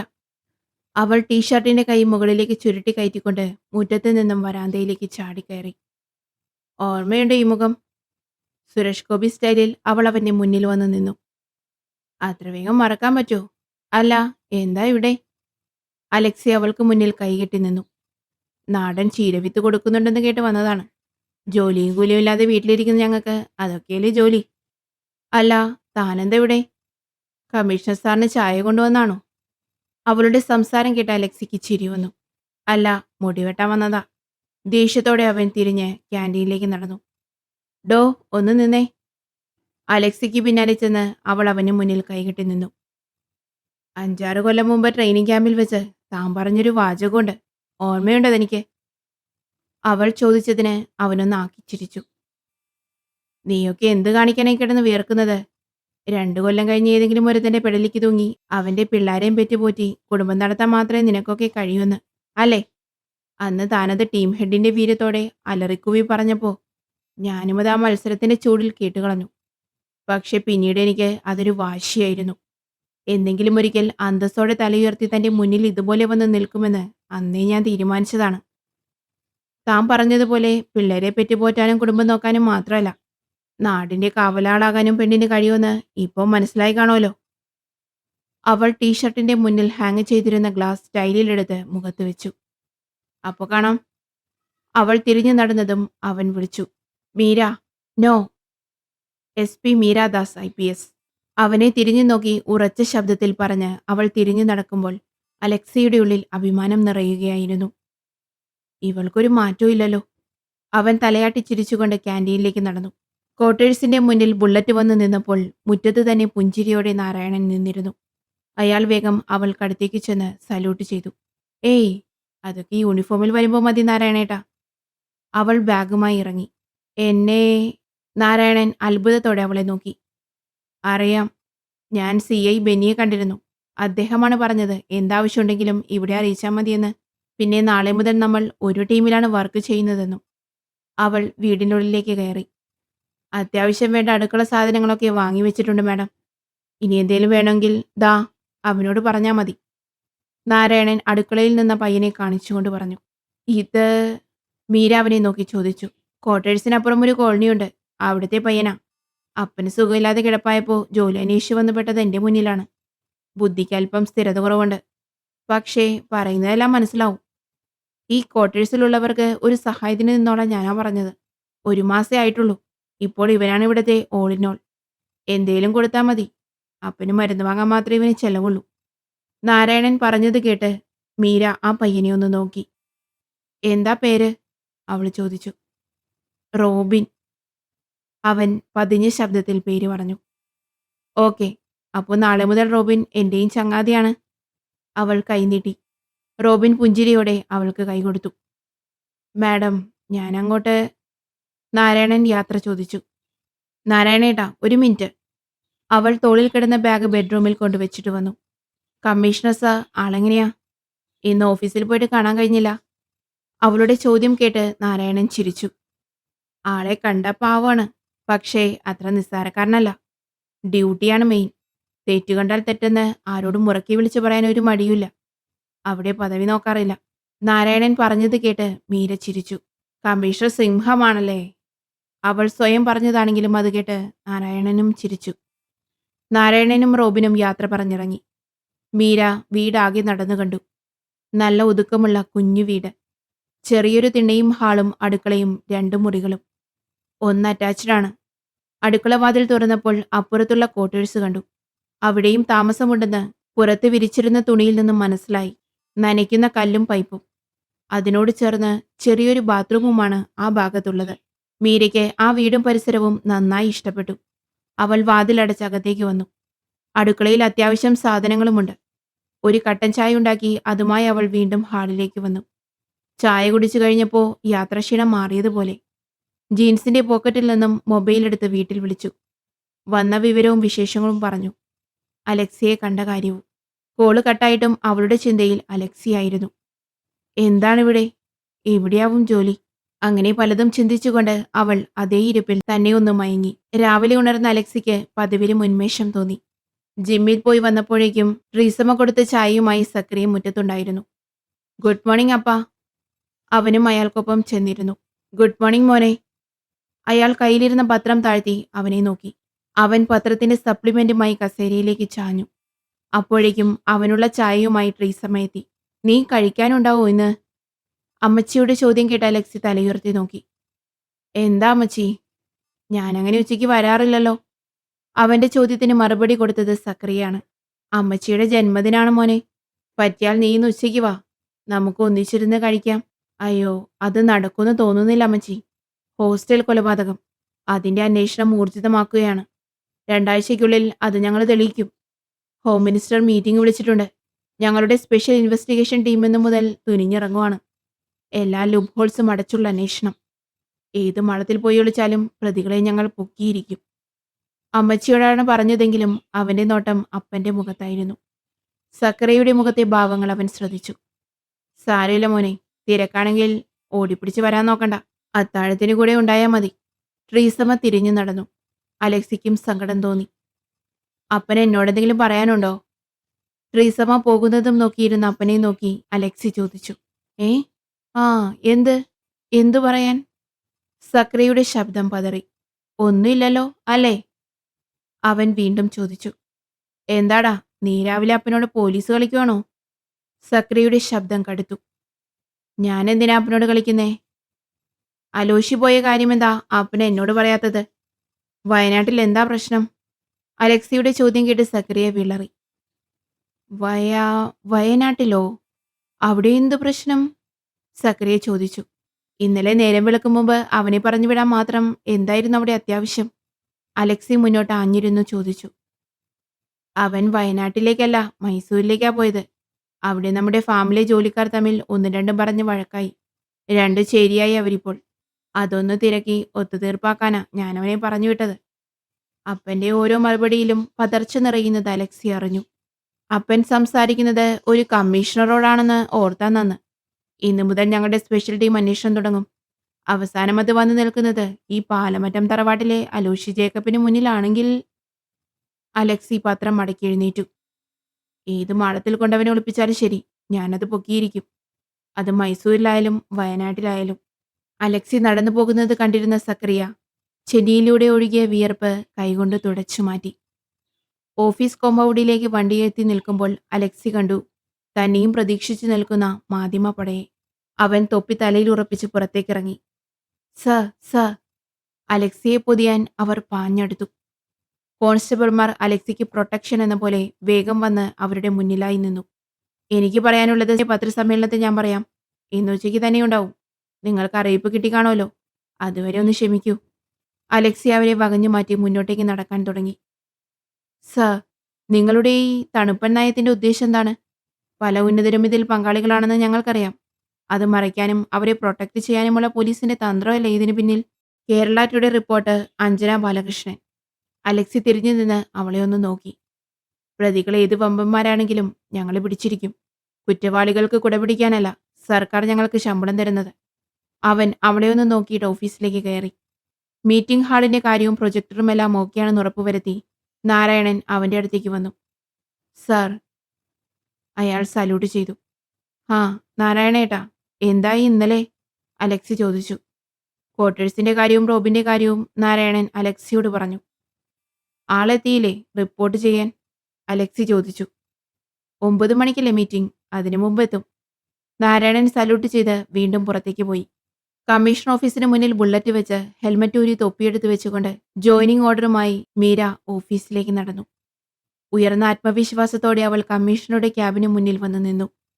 ഒന്ന് ശ്വാസം വലിച്ചുവിട്ടു. May I come in sir? അവൾ ചോദിച്ചു. Yes please.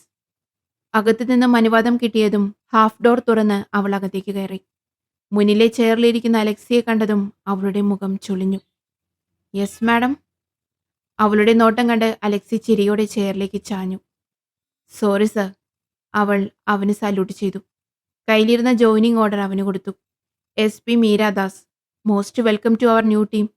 അലക്സി ഓർഡറിൽ നോക്കി പറഞ്ഞു. Thank you sir. അവൾക്ക് ചെറിയ ചമ്മൽ തോന്നാതിരുന്നില്ല. ഇന്നലെ വലിയ ഡയലോഗ് അടിച്ചു പോയപ്പോഴും ഇന്നിപ്പോൾ ഇവിടേക്ക് കയറി വന്നപ്പോഴും മുന്നിലുള്ള ബോർഡിലേക്ക് മാഡം നോക്കിയില്ലല്ലേ? Alexi Jacob Palamattam, commissioner of police. ഇപ്പോൾ സംശയം മാറിയല്ലോ അല്ലേ? Okay, please come with me. Meeting തുടങ്ങാറായി. അവൻ കൂടുതലൊന്നും ചോദിക്കാത്തത് അവൾക്കപ്പോൾ ആശ്വാസമായി തോന്നി. മീറ്റിംഗ് ഹാളിൽ ASIയും CAയും നാരായണനും എത്തിയിരുന്നു. അലക്സിയെ കണ്ടവർ എഴുന്നേറ്റ് സല്യൂട്ട് ചെയ്തു. അവൻ തന്നെ മീരയെ സഹപ്രവർത്തകർക്ക് പരിചയപ്പെടുത്തി. അവർ അവൾക്ക് വീണ്ടും സല്യൂട്ട് ചെയ്തു. Please sit. അവനിരുന്നു. അവൻ ഇരുവശത്തായി മറ്റു 4 പേരും. നമ്മുടെ ദൗത്യം ഇന്ന് തുടങ്ങുകയാണ്. ഉത്തരവാദിത്തം കൂടിയ കേസാണിതെന്ന് നിങ്ങൾക്കറിയാം. മുന്നോട്ടു പോകുന്ന വഴിയിൽ പരിചയമുള്ള പല മുഖങ്ങളും കണ്ടെന്നു വരാം. ബന്ധങ്ങൾക്കും സെന്റിമെന്റ്സിനും ഇവിടെ പ്രസക്തിയില്ല. റിൻസിയുടെ മരണം, ബ്രൂട്ടൽ റേപ്പിലൂടെയുള്ള കൊലപാതകം, സിറ്റിയുടെ ഒത്തനടുക്കുള്ള ലേഡീസ് ഹോസ്റ്റലിന്റെ കോമ്പൗണ്ടിൽ നിന്നും കിട്ടിയ മൃതദേഹത്തിന് 1.5 ദിവസത്തെ പഴക്കമുണ്ടായിരുന്നു. ആര്, എന്തിന്, എവിടെ വെച്ച്? ഈ 3 ചോദ്യങ്ങൾക്കുള്ള ഉത്തരമാണ് നമ്മൾ കണ്ടെത്തേണ്ടത്. അലക്സി എഴുന്നേറ്റ് പ്രൊജക്ടർ ഓണാക്കി. ഇതിൽ ഞാൻ ലിസ്റ്റ് ചെയ്തിരിക്കുന്ന പേരുകൾ ഓർത്തു വെക്കുക. ആരെ എവിടെയൊക്കെ വെച്ചാണ് കാണാൻ പോകുന്നതെന്ന് നമുക്ക് പറയാൻ പറ്റില്ല.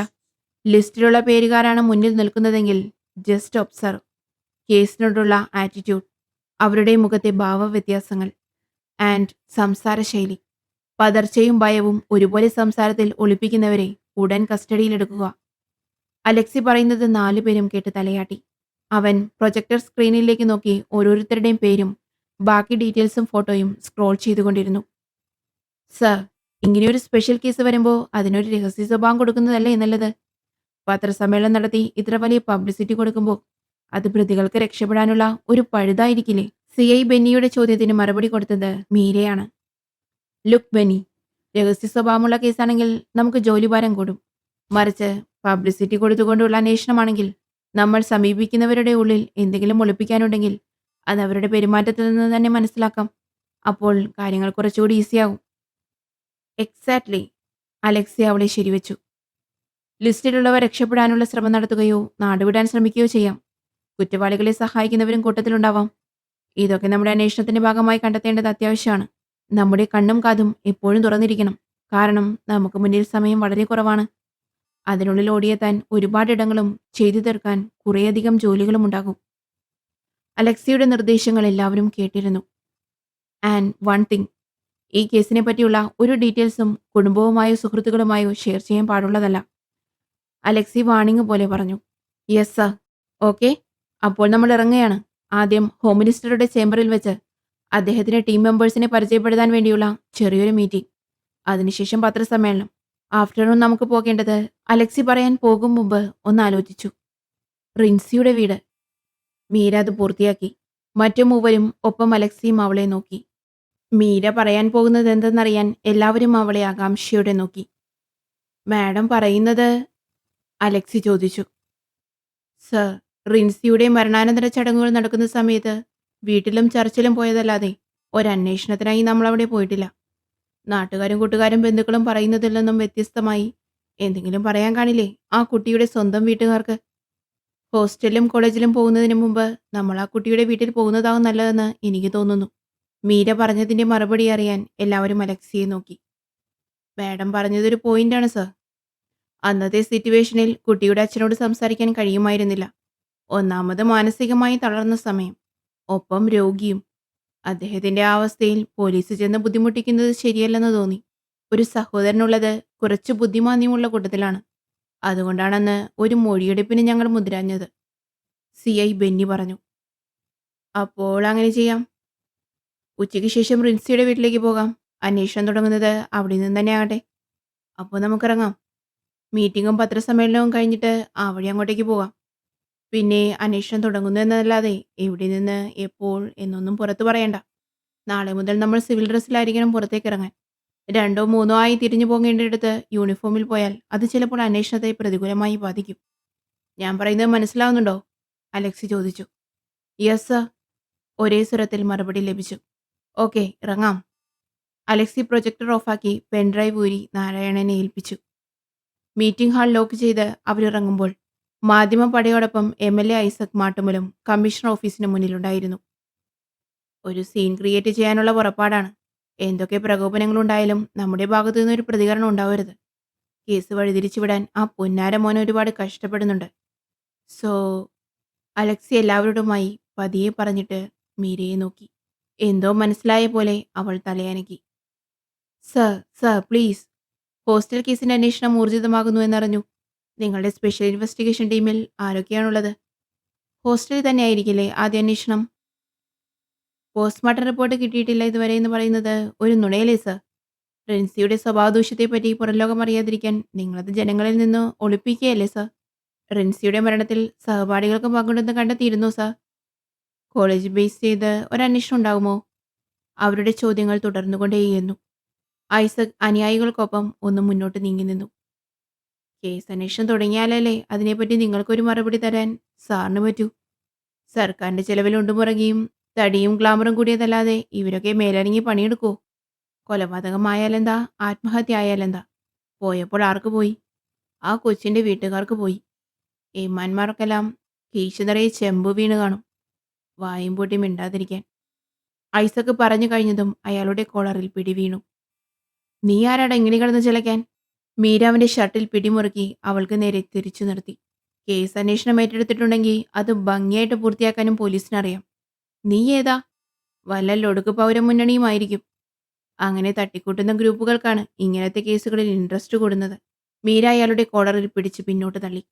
ഡീ, ഞാനാരാണെന്ന് നിനക്കറിയില്ല. അയാൾ അലറിക്കൊണ്ട് അവൾക്ക് നേരെ വന്നു.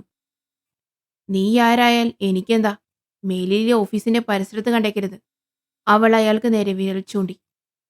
നിന്നെ ഞാൻ കാണിച്ചു തരാടി പുന്നാരം മോളെ. ഐസക് ആരാണെന്ന് നീ അറിയും. അയാൾ അവളെ നോക്കി പല്ല് കടിച്ചുകൊണ്ട് തിരിഞ്ഞു. അല്ല, അങ്ങനെ അങ്ങ് പോയാലോ? എന്താണെന്നറിയാൻ തിരിഞ്ഞ് അവളെ നോക്കി ഐസക്കിന്റെ കരണം പുകച്ച് അടിവന്ന് വീണു. ഇനിയും ഇത് ആവർത്തിക്കരുത്. നിന്റെയൊന്നും വീട്ടിലെ ജോലിക്കാരല്ല കേരള പോലീസ്. മാന്യമായി സംസാരിക്കണം, പ്രത്യേകിച്ച് സ്ത്രീകളോട്. നീ ഏതാണ്ടങ്ങ് കാണിച്ചു തരാന്ന് പറഞ്ഞില്ലേ? അപ്പോൾ എൻ്റെ പേര് മറക്കണ്ട. SP മീരാദാസ് IPS. മീര തൊപ്പി നേരെ വെച്ച് മാധ്യമങ്ങൾക്ക് നേരെ തിരിഞ്ഞു. എല്ലാവരും ഒരു അന്യഗ്രഹ ജീവിയെ പോലെ നോക്കുന്നത് അവളെ നോക്കി നിന്നു. അത് കണ്ടപ്പോൾ അലക്സിക്ക് ചിരി വന്നെങ്കിലും അവൻ മുഖത്ത് ഗൗരവം ചോർന്നു പോകാതെ നിന്നു. ഹോം മിനിസ്റ്ററിനെ കാണാനായി പോവുകയാണ് ഞങ്ങൾ. ദയവ് ചെയ്ത് ഞങ്ങളെ പോകാൻ അനുവദിക്കണം. നിങ്ങൾ ചോദിച്ച ഓരോ ചോദ്യത്തിനും നിങ്ങളുടെ ഉള്ളിലെ സംശയങ്ങൾക്കുമുള്ള മറുപടിയുമായി ഞങ്ങൾ തന്നെ നിങ്ങൾക്ക് മുന്നിൽ വരും. അതുവരെ ഒന്ന് കാത്തിരിക്കൂ.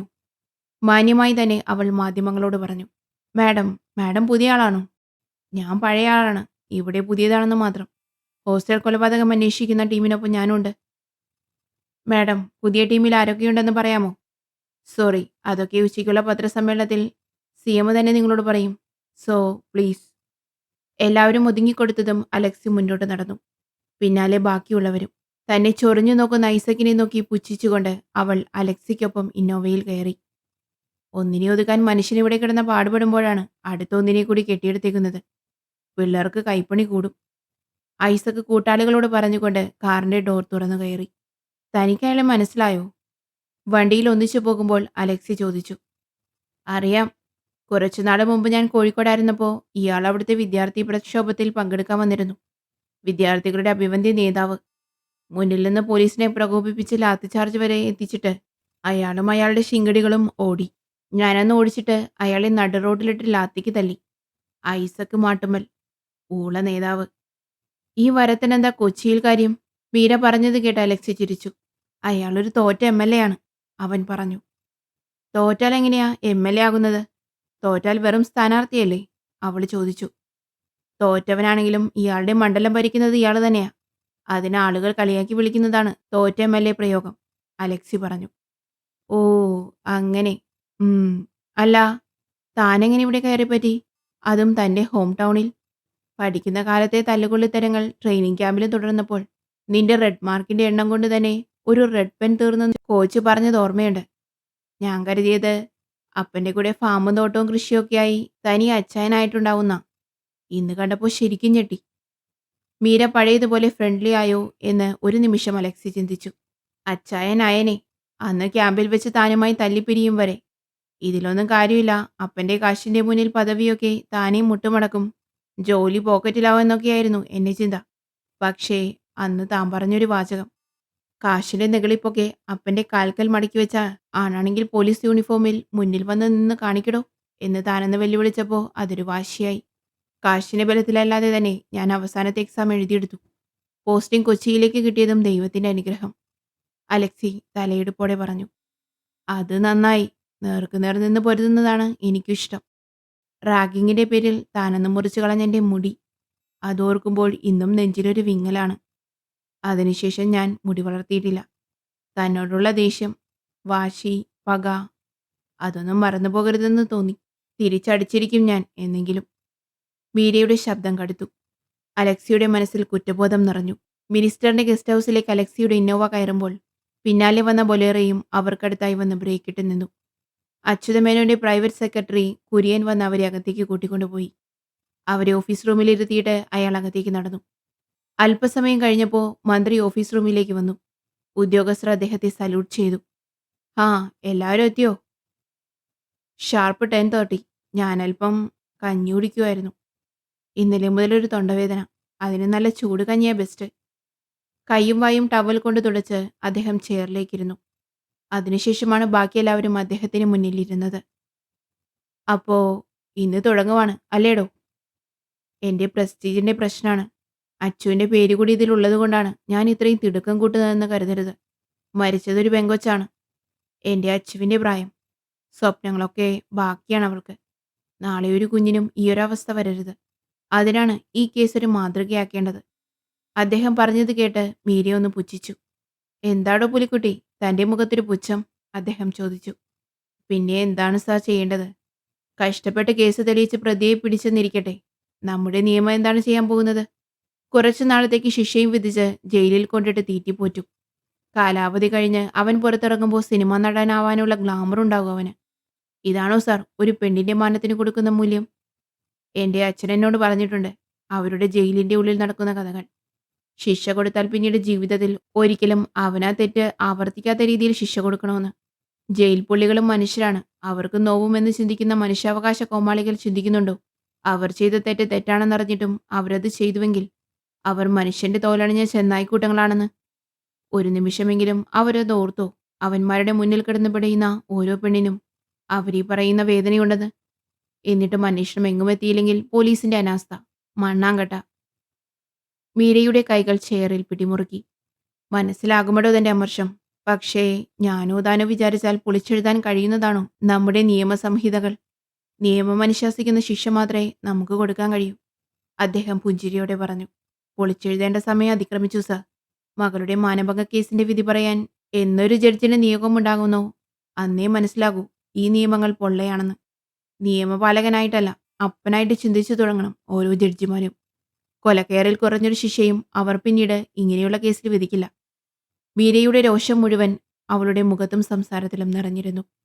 മീരയുടെ നിയന്ത്രണം നഷ്ടപ്പെടുന്നുവെന്ന് കണ്ടപ്പോൾ അലക്സി ആരും കാണാതെ അവളുടെ കയ്യിൽ പിടിമുറുക്കി. Sorry sorry sir. ഞാനൊരു നിമിഷം വോട്ടവകാശമുള്ള ഒരു സാധാരണ പെണ്ണായി ചിന്തിച്ചു. ഒന്ന് നിശ്വസിച്ചുകൊണ്ട് അവൾ പറഞ്ഞു. താൻ പറഞ്ഞതിൽ തെറ്റൊന്നുമില്ലടോ. സാധാരണക്കാരായ ഓരോ വ്യക്തികളും ഇങ്ങനെയാണ് ചിന്തിക്കുന്നത്. നിയമത്തിലുള്ള വിശ്വാസമൊക്കെ ജനങ്ങൾക്ക് നഷ്ടപ്പെട്ടു തുടങ്ങി. ഇനി വരാൻ പോകുന്നത് ജനകീയ കോടതികളാകും. അതിനി അധികം താമസം ഉണ്ടാകില്ല. അദ്ദേഹം ചെയറിൽ നിവർന്നിരുന്നു. നിങ്ങൾ ഇന്നിവിടെ പുതിയൊരു ദൗത്യത്തിനിറങ്ങുകയാണ്. പ്രതി ഏത് കൊലകൊമ്പനാണെങ്കിലും ശരി, മുഖം നോക്കാതെ ആക്ഷൻ എടുത്തിരിക്കണം. അതിപ്പോൾ ഞാനായാലും ശരി. മനസ്സിലായോ? അദ്ദേഹം പറഞ്ഞു. Yes sir. സർ, ഒരു കാര്യം കൂടി. അലക്സി മുന്നോട്ടേക്ക് ആഞ്ഞിരുന്നു. എന്താടോ? സർ, മരിച്ച പെൺകുട്ടിയുടെ കൂട്ടുകാരിയും സഹപാഠിയുമാണ് സാറിൻ്റെ മകൾ ആരതി മേനോൻ. അപ്പോൾ സ്വാഭാവികമായും അലക്സി ഒന്ന് നിർത്തി. മനസ്സിലായി. എൻ്റെ മോളെന്ന പരിഗണന ഈ കേസിൽ അവൾക്ക് കൊടുക്കേണ്ട കാര്യമില്ല. സംശയ നിവാരണങ്ങൾക്കോ ചോദ്യം ചെയ്യലിനോ എന്തിനും നിങ്ങൾക്ക് അവളെ വിളിപ്പിക്കാം. അല്ലെങ്കിൽ നേരിട്ട് എൻ്റെ വീട്ടിലേക്ക് പോകാം. അവളും അതിൽ പൂർണ്ണമായി സഹകരിക്കും. ഞാൻ ആദ്യമേ പറഞ്ഞല്ലോ, മുഖം നോക്കി നിയമം നടപ്പിലാക്കാൻ നിൽക്കാതെ കേസ് അന്വേഷണം മുന്നോട്ട് പോട്ടെ. വിജയം സുനിശ്ചിതമാണ്. നമുക്കിടയിൽ തന്നെ ഒളിഞ്ഞിരിക്കുന്ന ആ ആട്ടിൻ തോലിട്ട ചെന്നായെ ഉടൻ മറന്നേക്ക് പുറത്തു കൊണ്ടുവരണം. വരും. എനിക്ക് നിങ്ങളിൽ വിശ്വാസമുണ്ട്, അദ്ദേഹം പറഞ്ഞു. അലക്സി ടീമിലുള്ള മറ്റുള്ളവരെ മന്ത്രിക്ക് പരിചയപ്പെടുത്തി. വീണ്ടും കുറച്ചുനേരം കൂടി സംസാരിച്ചതിന് ശേഷം അവർ ആ മീറ്റിംഗ് അവസാനിപ്പിച്ചുകൊണ്ട് എഴുന്നേറ്റു. സല്യൂട്ട് ചെയ്ത് ഓരോരുത്തരുമായി പുറത്തേക്കിറങ്ങി. അവസാനം പോകാൻ നിന്ന മീരയെ ഒരു പിൻവിളി പിടിച്ചു നിർത്തി. ജാക്കിച്ചായോ? വിളികെട്ട് തിരിഞ്ഞു നോക്കിയ മീര കണ്ടു മുന്നിൽ കള്ളച്ചിരിയോടെ നിൽക്കുന്ന അച്യുതമേനോനെ. അവൾക്ക് പിന്നിലായി ആ വിളികേട്ട് തിരിഞ്ഞു നോക്കിയ അലക്സിയും അയാളുടെ മുഖഭാവം കണ്ട് അന്തിച്ചു നിന്നു. അച്ചു അങ്കിൾ എന്നെ മറന്നില്ലല്ലേ? മീര സ്നേഹത്തോടെ അയാളെ കെട്ടിപ്പിടിച്ചു. എൻ്റെ മോളെ എനിക്കങ്ങനെ മറക്കാൻ കഴിയൂ? രവിയും ഉമ്മയും അയാൾ ചോദിച്ചു. രണ്ടുപേർക്കും സുഖം. അമ്മയ്ക്ക് ആസ്മയുടെ പ്രശ്നം വീണ്ടും തുടങ്ങി. ഇടയ്ക്ക് അതിൻ്റെ ചില അസ്വസ്ഥതകളുണ്ട്. ഇപ്പോൾ അമ്മാവനും അമ്മായും ഞങ്ങൾക്കൊപ്പമാണ് താമസം. അതുകൊണ്ട് എനിക്കൊരു സമാധാനമുണ്ട്. അവളൊരു സുഹൃത്തിനോടെന്ന പോലെ അദ്ദേഹത്തോട് സംസാരിച്ചു. എന്താടോ കമ്മീഷണറെ, അത്ഭുതം തോന്നുന്നുണ്ടോ ഞങ്ങളുടെ അടുപ്പം കണ്ടിട്ട്? കുഞ്ഞിലെ ഞാൻ ഒരുപാട് എടുത്തുകൊണ്ട് നടന്ന പെണ്ണ. എത്ര വർഷങ്ങള് ഒരു കുടുംബം പോലെ കഴിഞ്ഞവരാ ഞങ്ങള്. അച്യുതമേനോൻ ഒരു നിമിഷം പഴയ കാലത്തേക്ക് പോയതുപോലെ തോന്നി അലക്സിക്ക്. രവിയുടെ കൂടെ എന്തിനേതിനും ഞാനും ഉണ്ടായിരുന്നു. ഇവളുടെ അമ്മ ഊർമിളയെ ചാടിച്ചുകൊണ്ടുവരാനും അവനൊപ്പം പോയത് ഞാനായിരുന്നു. അന്ന് ആ സാഹസം നടത്തിയതുകൊണ്ട് ഈ ചുണക്കുട്ടിയെ നമുക്ക് കിട്ടി. ജാക്കി. അലക്സി സംശയത്തോടെ അവളെ നോക്കി. ഇവളെ വീട്ടിൽ വിളിക്കുന്ന പേരാ ജാക്കി. ഞങ്ങൾ ജാക്കി ചായ എന്നും. അച്യുതമേനോൻ പറയുന്നത് കേട്ട് അലക്സി ചിരിച്ചു. മീര അവനെ ഒന്ന് രൂക്ഷമായി നോക്കി. നീ ഇനി അയാളെ നോക്കി ദഹിപ്പിക്കണ്ട. അവൻ നമ്മുടെ പയ്യനാ, അച്യുതമേനോൻ പറഞ്ഞു. മീര അവനെ നോക്കിയൊന്ന് പുച്ഛിച്ചു. എന്നാ നിങ്ങൾ ചെല്ല്, സമയം കളയണ്ട. തിരക്കുകളെല്ലാം ഒഴിഞ്ഞിട്ട് രണ്ടുപേരും കൂടി വാ, നമുക്കൊന്നിരിക്കണം. ഉത്സാഹത്തോടെ അദ്ദേഹം അത് പറഞ്ഞപ്പോൾ അലക്സിയും മീരയും ദയനീയമായി അദ്ദേഹത്തെ നോക്കി. സല്യൂട്ട് ചെയ്ത് യാത്ര പറഞ്ഞിറങ്ങുമ്പോൾ രണ്ടുപേരുടെയും ഉള്ളിൽ ഒറ്റ ചിന്ത മാത്രമായിരുന്നു. അദ്ദേഹത്തിന്റെ മുഖത്തുള്ള ഈ സന്തോഷം ഇനി എത്ര നാളത്തേക്കുണ്ടാകും? ദീർഘനിശ്വാസത്തോടെ അവർ വണ്ടിയിലേക്ക് കയറി. നിങ്ങൾ തമ്മിൽ ഇത്ര അടുത്ത ബന്ധമുണ്ടെന്ന് എനിക്കറിയില്ലായിരുന്നു. തൻ്റെ കാര്യം സംസാരിച്ചപ്പോൾ തൻ്റെ അച്ഛൻ സുഹൃത്താണെന്ന് പറഞ്ഞതല്ലാതെ. അലക്സി സംസാരത്തിന് തുടക്കമിട്ടു. അങ്കിള് പറഞ്ഞത് സത്യമാണ്. ഞങ്ങളൊരു കുടുംബം പോലെ കഴിഞ്ഞവരാണ്. അങ്കിളിൻ്റെ ഭാര്യ ലതാൻറ്റിയുടെ മരണത്തോടെയാണ് ഞങ്ങൾ അകന്നത്. അന്ന് ആരതി കൈക്കുഞ്ഞായിരുന്നു. അവൾക്ക് ഞങ്ങളെ അറിയില്ല. ആ കുഞ്ഞിനെയും കൊണ്ട് അങ്കിള് ഞങ്ങളോട് യാത്ര പറഞ്ഞു പോകുന്നത് എനിക്ക് ഇന്നും ഓർമ്മയുണ്ട്. 1.5 വർഷങ്ങൾ കഴിഞ്ഞപ്പോൾ അങ്കിൾ വീണ്ടും വിവാഹം കഴിച്ചെന്നറിഞ്ഞു. അവരെ ഞങ്ങൾ കണ്ടിട്ടില്ല. എല്ലാ വർഷവും മുടങ്ങാതെ ഓണത്തിനോ വിഷുവിനോ ന്യൂ ഇയറിനോ ഒരു കോൾ. അവസാനം അതുമാത്രമായി അങ്കിളുമായുള്ള ബന്ധം. അച്ഛൻ മണിപ്പൂരിൽ നിന്ന് അപകടം പറ്റി വന്നതിന് ശേഷം ആ വിളിയും നിന്നെന്നറിഞ്ഞു. പിന്നീട് ഞാൻ കാണുന്നത് ഇന്നാണ്. സെക്കൻഡ് വൈഫ് ആളൊരു ഭയങ്കരിയായിരിക്കണം. മീര പറഞ്ഞത് കേട്ട് അലക്സി ചിരിച്ചു. രണ്ടാനമ്മ പറയുന്ന ദുഷ്ടകഥാപാത്രങ്ങളാണല്ലോ. അവന്റെ ചോദ്യത്തിന് മറുപടി പോലെ അവളൊന്ന് ചിരിച്ചു. നമ്മളിന്ന് സ്റ്റാർട്ട് ചെയ്യുന്ന ഈ ഓപ്പറേഷൻ എത്രമാത്രം സക്സസ് ആകുമെന്ന് സാറിന് പറയാൻ കഴിയൂ? മീര പെട്ടെന്ന് വിഷയം മാറ്റിയത് കേട്ടപ്പോൾ അലക്സി ആകാംക്ഷയോടെ അവിടെ നോക്കി. എന്തുപറ്റി പെട്ടെന്ന്? അവൻ ചോദിച്ചു. ഈ കേസിന്റെ അവസാനം ചിലപ്പോൾ ഒരു ട്രാജഡി ആകുമെന്ന് എന്റെ മനസ്സ് പറയുന്നു. തന്റെ മനസ്സ് പറയുന്നത് കള്ളമല്ല. നമ്മുടെ ലിസ്റ്റിലുള്ള പലരും സംശയത്തിന് മുമ്പിലാണ്. കഴിഞ്ഞ ദിവസം സാരഥിയെ കണ്ടിരുന്നുവെന്ന് ഞാൻ പറഞ്ഞില്ലേ? അയാളിലെന്തോ ഒരു വലിയ രഹസ്യം ഒളിഞ്ഞു കിടക്കുന്നുണ്ട്. ഒരുപക്ഷേ അത് കണ്ടെത്താൻ തനിക്ക് കഴിഞ്ഞേക്കും.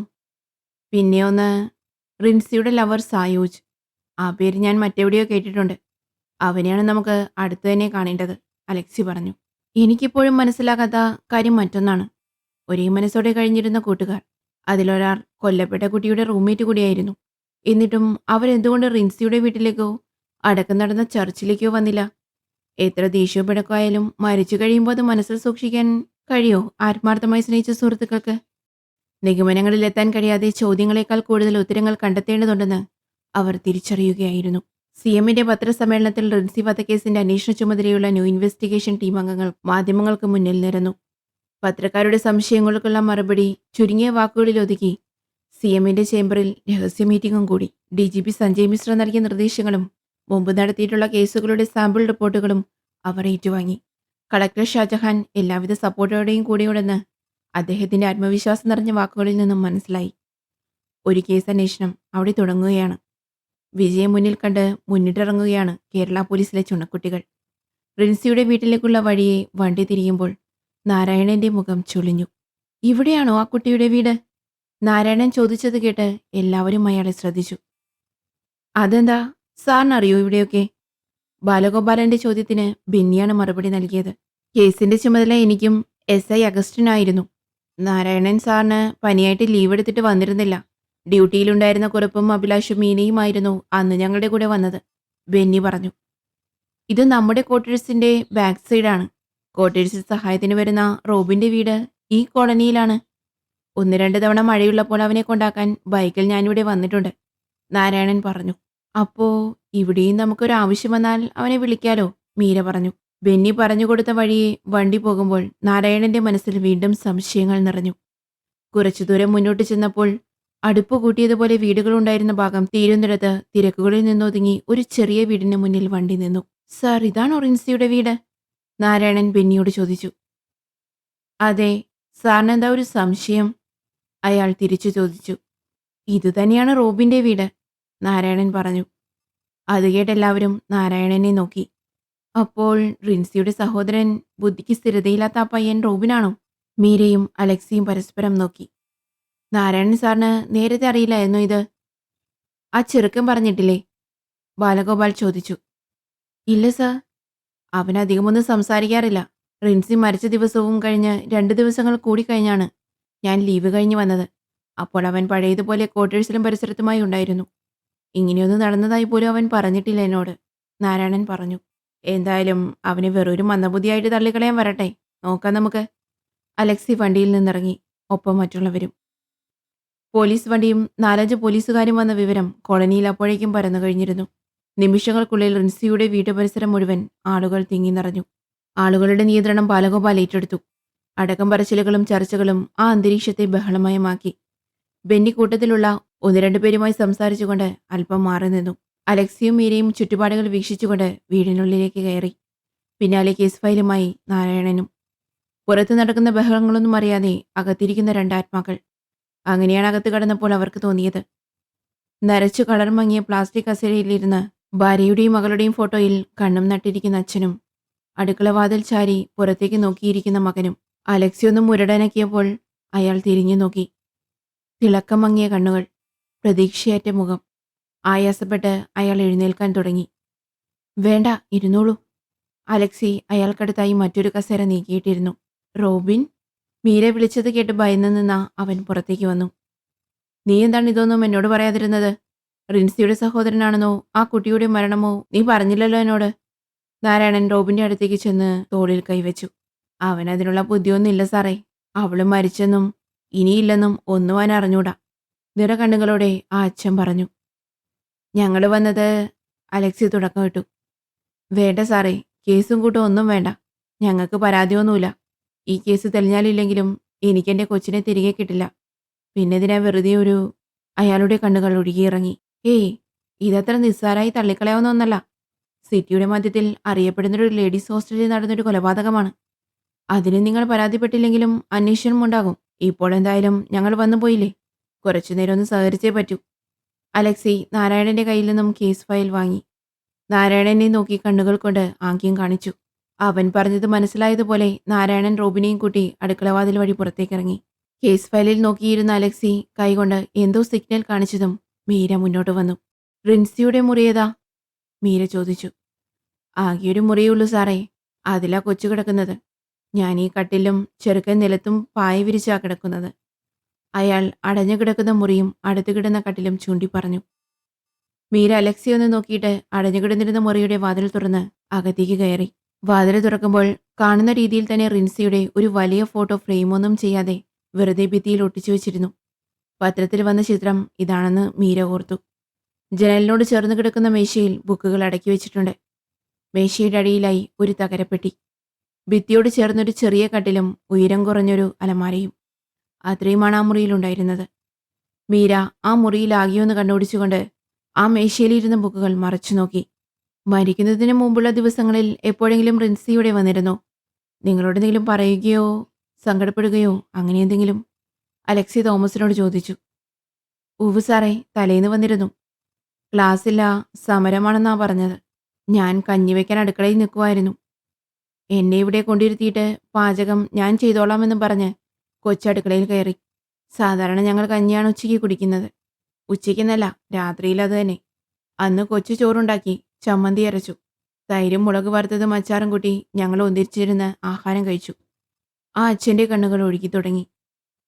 ഒരു കൊല്ലം കൂടി കഴിഞ്ഞാൽ എനിക്ക് ജോലിയാവും അപ്പാ. പിന്നെ നമ്മുടെ കഷ്ടപ്പാടൊക്കെ മാറും. അപ്പോൾ എന്നും നമുക്കിതുപോലെ ചോറുണ്ണാൻ പറ്റും എന്നും പറഞ്ഞ് എന്നെ സന്തോഷിപ്പിച്ചിട്ടാ കഴിച്ചത്. അന്ന് വൈകിട്ട് തന്നെ പോയി. പോകാൻ നേരം എനിക്കൊരു 2000 രൂപയുടെ നോട്ട് തന്നു. ആവശ്യമുള്ള സാധനങ്ങൾ വീട്ടിലേക്ക് വാങ്ങാൻ പറഞ്ഞു. അന്നാണ് ഞാൻ എൻ്റെ കൊച്ചിനെ അവസാനമായി കാണുന്നത്. പിറ്റേന്ന് വിളിച്ചതുമില്ല. അതിൻ്റെ അടുത്ത ദിവസമാണ്. അയാൾ തോളത്ത് കിടന്ന തോർത്തുകൊണ്ട് കണ്ണുകളൊപ്പി. റിൻസി കാശ് തന്നപ്പോ ഇതെവിടെന്നാണെന്ന് ചോദിച്ചില്ലേ? അലക്സി ചോദിച്ചു. ചോദിച്ചു സാറേ. കോളേജിൽ നിന്ന് ഏതോ സ്കോളർഷിപ്പ് കിട്ടി. അതിൽ നിന്ന് എൻ്റെ അപ്പനുള്ള പങ്ക് തരാൻ വന്നതാണെന്നാ പറഞ്ഞത്.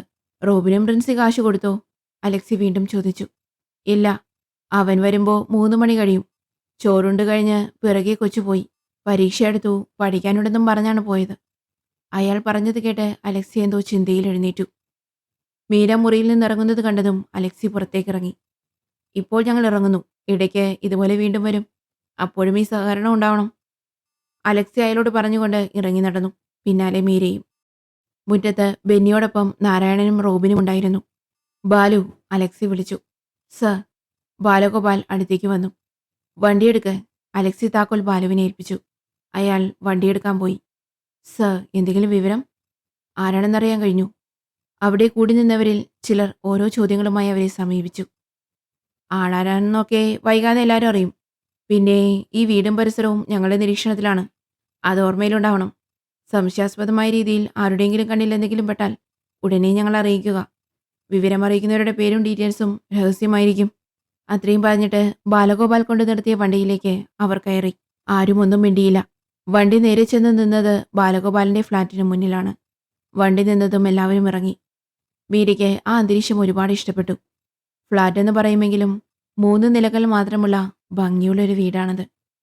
താൻ വാടോ. കോൺഫിഡൻഷ്യൽ മീറ്റിങ്ങുകളൊക്കെ ഞങ്ങൾ ബാലുവിൻ്റെ ഫ്ളാറ്റിലാണ് കൂടാറ്.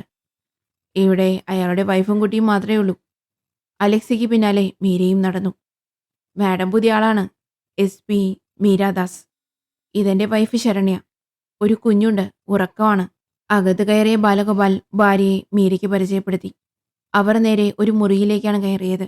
അത് ശരിക്കും ഒരു ഓഫീസ് റൂം തന്നെയായിരുന്നു. ഭിത്തിയിലെല്ലാം മാർക്കർ കൊണ്ട് വരച്ചും എഴുതിയും വെച്ചിരിക്കുന്നു.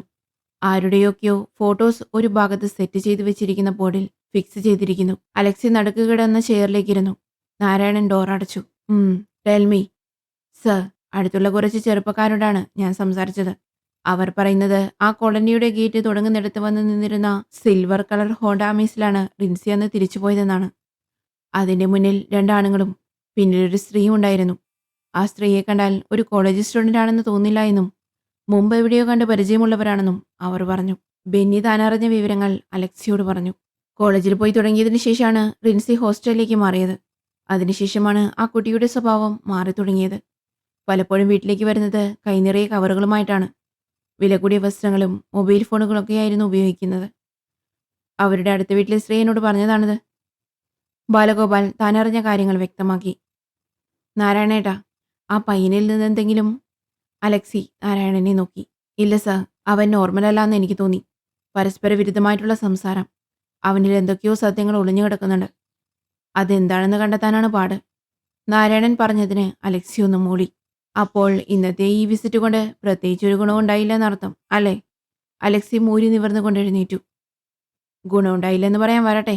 അതുവരെ ജനലോരം നിന്ന് എല്ലാം കേട്ടുനിന്ന മീര മുന്നോട്ട് വന്നു.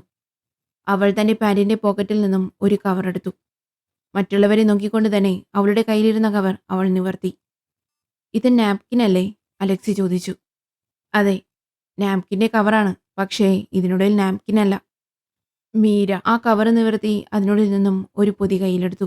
ലേഡീസ് ടവലിൽ പൊതിഞ്ഞ പൊതി അഴിച്ചപ്പോൾ അലക്സി അടക്കം എല്ലാവരുടെയും കണ്ണുകൾ വിടർന്നു. ഇത്?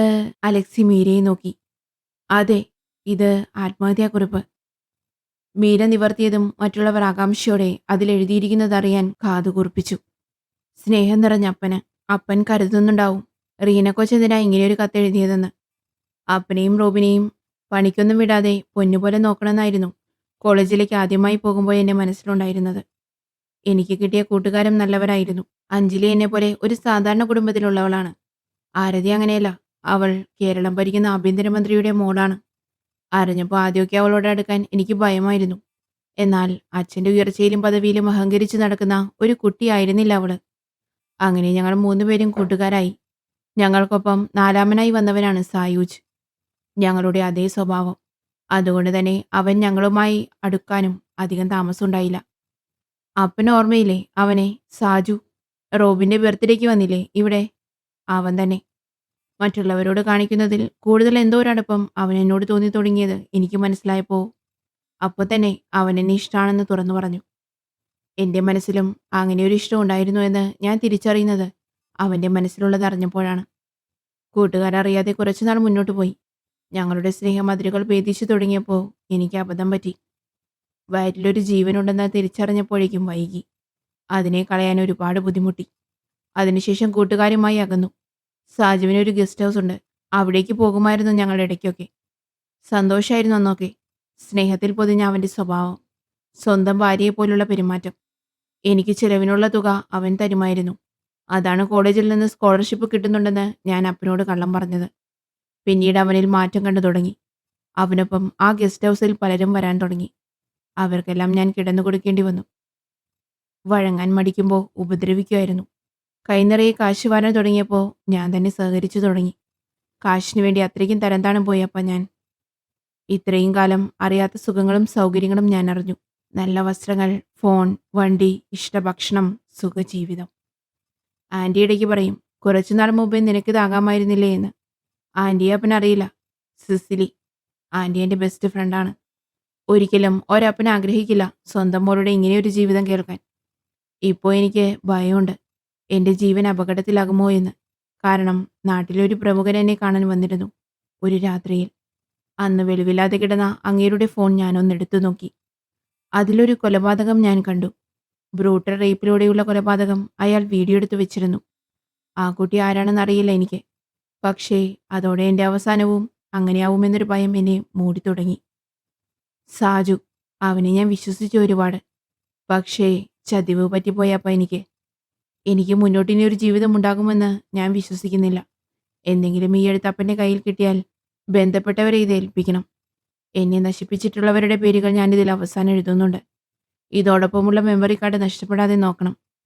ഈ എഴുത്ത് അപ്പൻ്റെ കയ്യിൽ കിട്ടുമ്പോൾ അപ്പൻ്റെ റീനക്കൊച്ചിൻ്റെ ജീവൻ ഭൂമിയിൽ നിന്നും അകന്നിട്ടുണ്ടാവും. ഒരുപാട് സ്നേഹമുണ്ട് നിങ്ങളോട്. അമ്മച്ചിയില്ലാതെ കുറവറിയിക്കാതെ സ്നേഹം തന്ന് ഞങ്ങളെ വളർത്തിയ അപ്പന് ഇനിയുള്ള കാലം വിശ്രമജീവിതം നൽകണമെന്ന് ഞാൻ കണ്ട സ്വപ്നം പാതി വഴിയിൽ പൊലിഞ്ഞുപോയി. വെറുത്തു പോയാലും ശപിക്കരുത് തന്നെ. ഞാൻ അമ്മച്ചിക്കൊപ്പം സുഖമായിരിക്കുന്നുണ്ടാവും. പ്രാർത്ഥനകളോടെ സ്വന്തം റീനാമ്മ. ബാലഗോപാൽ ആ കത്ത് വായിച്ചു കഴിഞ്ഞതും മറ്റു 4 പേരിൽ നിന്നും ഒരുപോലെ നിശ്വാസങ്ങൾ ഉതിർന്നു. ഈ എഴുത്ത് പാവം ആ അപ്പൻ്റെ കയ്യിൽ കിട്ടാഞ്ഞത് നന്നായി. ആരോടെന്നില്ലാതെ നാരായണൻ പറഞ്ഞു. അതെ, ആ മനുഷ്യൻ നെഞ്ചുപൊട്ടി ചത്തേനെ. ബെന്നിയും അത് ശരിവച്ചു. ബാലു, ആ പേരുകളൊന്ന് വായിക്കൂ. അലക്സി പറഞ്ഞത് കേട്ട് ബാലഗോപാൽ അവസാന പേജ് മറച്ചു നോക്കി. സിസിലി ആൻറ്റി, വർഗീസ് മാത്യു, ദേവരാജൻ, തോമസ് കുര്യൻ, സ്റ്റീഫൻ ജോർജ്, മുജീബ് ഖാൻ, ഹാരിസ്, ബാലകൃഷ്ണൻ, ഹരിഹരൻ, സന്ദീപ് കൃഷ്ണൻ, റോഷൻ വർഗീസ്, അലോഷി, സായൂജ്. ബാലഗോപാൽ വായിച്ച പേരുകളിൽ അലോഷി മാത്രമാണ് അലക്സിയുടെ കാതുകളിൽ തങ്ങി നിന്നത്. അവൻ വേഗം എഴുന്നേറ്റു. ഓക്കെ, മീര, ആ മെമ്മറി കാർഡ് തൻ്റെ കയ്യിലുണ്ടല്ലോ. Keep it safe. നൗ, ഞാൻ പറയാൻ പോകുന്ന കാര്യം ശ്രദ്ധിക്ക്. നമ്മൾ നാളെ മുതൽ രണ്ടായി സ്പ്ലിറ്റ് ചെയ്യുകയാണ്. മീരയോടൊപ്പം ബാലുവും നാരായണൻ സാറും ഉണ്ടാവും. ഞാനും ബെന്നിയും ഒന്ന് വയനാട് വരെ പോവുകയാണ്. അലക്സി പറയുന്നത് കേട്ട് മീരയടക്കം എല്ലാവരും അവനെ അമ്പരന്ന് നോക്കി. അത് മനസ്സിലാക്കി അവൻ മറുപടി പറഞ്ഞു. ഈ പേരുകളിൽ പലരും എനിക്ക് സുപരിചിതരാണ്. നമ്മൾ ഈ ടവട്ടത്ത് കിടന്ന് കറങ്ങിയാൽ കേസന്വേഷണം എങ്ങും എത്താതെ പോകും. ഇതിൽ 5 പേരെ കിട്ടണമെങ്കിൽ വയനാടൻ ചുരം കയറണം. അവന്മാരെയും കൊണ്ടേ ഞങ്ങൾ മടങ്ങും. ഇന്ന് ഈ രാത്രി തന്നെ ഞങ്ങൾ പുറപ്പെടും. മറ്റന്നാൾ മടങ്ങിയെത്തും. അപ്പോഴേക്കും ബാക്കിയുള്ളവർ നമ്മുടെ കസ്റ്റഡിയിലുണ്ടാവണം. അലക്സി ഓർഡർ ചെയ്തു. ബട്ട് സാർ, മീര എന്തോ പറയാൻ വന്നത് അലക്സി തടഞ്ഞു. ഈ ലൊക്കാലിറ്റിയിൽ തന്നെയുള്ള വൈറ്റ് കോളർ മാന്യന്മാർ തന്നെയാണിതൊക്കെ. മുഖം നോക്കാതെ ആക്ഷൻ എടുക്കുക. Got it? അലക്സി ചോദിച്ചു. Yes sir. മീര, നമുക്ക് കിട്ടിയ ആ മെമ്മറി കാർഡിലുള്ള വീഡിയോയിലെ വ്യക്തി എൻ്റെ ഊഹം ശരിയാണെങ്കിൽ സ്റ്റീഫൻ ജോർജ് ആയിരിക്കണം. മുഖം മറച്ചിട്ടുണ്ടെങ്കിലും അവൻ്റെ ശരീരഭാഷ എനിക്ക് പരിചിതമാണ്. ഇപ്പോൾ തനിക്ക് മനസ്സിലായോ ഐസക് മാട്ടുമലിന് ഈ കേസിൽ ഇത്ര ഇൻട്രസ്റ്റ് എങ്ങനെ വന്നുവെന്ന്? അലക്സി ചോദിച്ചതിന് മീര ചിരിച്ചു. സർ, കാര്യം മനസ്സിലാക്കാതെ ബെന്നി അലക്സിയെ നോക്കി. Yes Benny, college union chairman, വളർന്നുവരുന്ന യുവ നേതാവ്, Stephen George Mattumal, Isaac George മാട്ടുമലിൻ്റെ ഇളയ സഹോദരൻ. അലക്സി പറഞ്ഞത് കേട്ട് ബെന്നിയും ബാലഗോപാലും പരസ്പരം നോക്കി. ഈ ലെറ്റർ നമുക്കൊരു പിടിവള്ളിയാണ്. ഞാൻ ഉദ്ദേശിക്കുന്നത് പോലെയാണ് നമ്മൾ മുന്നോട്ട് പോകുന്നതെങ്കിൽ അടുത്ത ഒരാഴ്ചയ്ക്കുള്ളിൽ ഈ കേസ് ഫയൽ നമുക്ക് ക്ലോസ് ചെയ്യാം. So get ready for a fight. Alexi അലേർട്ടായി. ബെന്നിയും അലക്സിയും അലക്സിയുടെ സ്വന്തം വണ്ടിയിൽ വയനാട് വിട്ടു. ആ രാത്രിയിൽ തന്നെ അത്യാവശ്യം വേണ്ട ഡ്രസ്സുകളും മറ്റു സാധനങ്ങളും അവർ കയ്യിൽ കരുതി. മീരയ്ക്ക് ആ രാത്രി ഉറക്കമില്ലാത്ത രാത്രിയായിരുന്നു. ക്വാർട്ടേഴ്സിൽ തന്റെ മുറിയിലിരുന്ന് അവൾ റിൻസിയുടെ കത്തിനൊപ്പം കിട്ടിയ മെമ്മറി കാർഡ് തന്റെ ഒഫീഷ്യൽ ഫോണിന്റെ സ്ലോട്ടിലേക്ക് വീണ്ടും ഇട്ടു നോക്കി. 4-5 പേർ ചേർന്ന് ഒരു പെൺകുട്ടിയുടെ മേൽ കാട്ടിക്കൂട്ടുന്ന കാമകേളികൾ. എല്ലാവരും മുഖം മറച്ചിരിക്കുന്നു. അവസാനത്തെ ആളും അവളിൽ നിന്ന് അടർന്നു മാറുമ്പോഴേക്കും അവൾ മരിച്ചിരുന്നു. അവളെ ആ ബെഡ്ഷീറ്റിൽ പൊതിഞ്ഞെടുത്തുകൊണ്ട് അവർ പോകുന്നതും കുഴിവെട്ടി മൂടുന്നതും അതിനുമേൽ പുല്ലും വേസ്റ്റും വാരിയിടുന്നതുമെല്ലാം വ്യക്തമായി തന്നെ അതിൽ ഷൂട്ട് ചെയ്തിരിക്കുന്നു. മീര ഒരു നിമിഷം പിന്നിലേക്ക് ചാരിയിരുന്ന് കണ്ണുകളടച്ചു. അതിനുശേഷം പെട്ടെന്ന് എഴുന്നേറ്റ് ഫോൺ കയ്യിലെടുത്തു. ആ ബാലു, നാരായണൻ സാറിനെയും കൂട്ടി എത്രയും വേഗം എൻ്റെ ക്വാർട്ടേഴ്സിലേക്ക് വരണം. ഇപ്പോൾ തന്നെ. മീര ആ മെമ്മറി കാർഡിലെ വീഡിയോ 2-3 വട്ടം കണ്ടു. അവൾ ലാപ്ടോപ്പ് ഓണാക്കി അതിൽ എന്തൊക്കെയോ തിരഞ്ഞു. വീണ്ടും ഫോണുമായി കട്ടിലിൽ വന്നിരുന്നു. ഏകദേശം അരമണിക്കൂർ കഴിഞ്ഞതും ബാലഗോപാലിന്റെ ബൈക്ക് ക്വാർട്ടേഴ്സിന്റെ മുന്നിലെത്തി. മീര കതക് തുറന്ന് പുറത്തേക്കിറങ്ങി. രണ്ടുപേരും വീട്ടിൽ നിന്ന് അതേ വേഷത്തിൽ തന്നെയാണ് വന്നിരിക്കുന്നത്. എന്താ മാഡം, എനിത്തിങ് സീരിയസ്? ബാലഗോപാൽ ആകാംക്ഷയോടെ ചോദിച്ചു.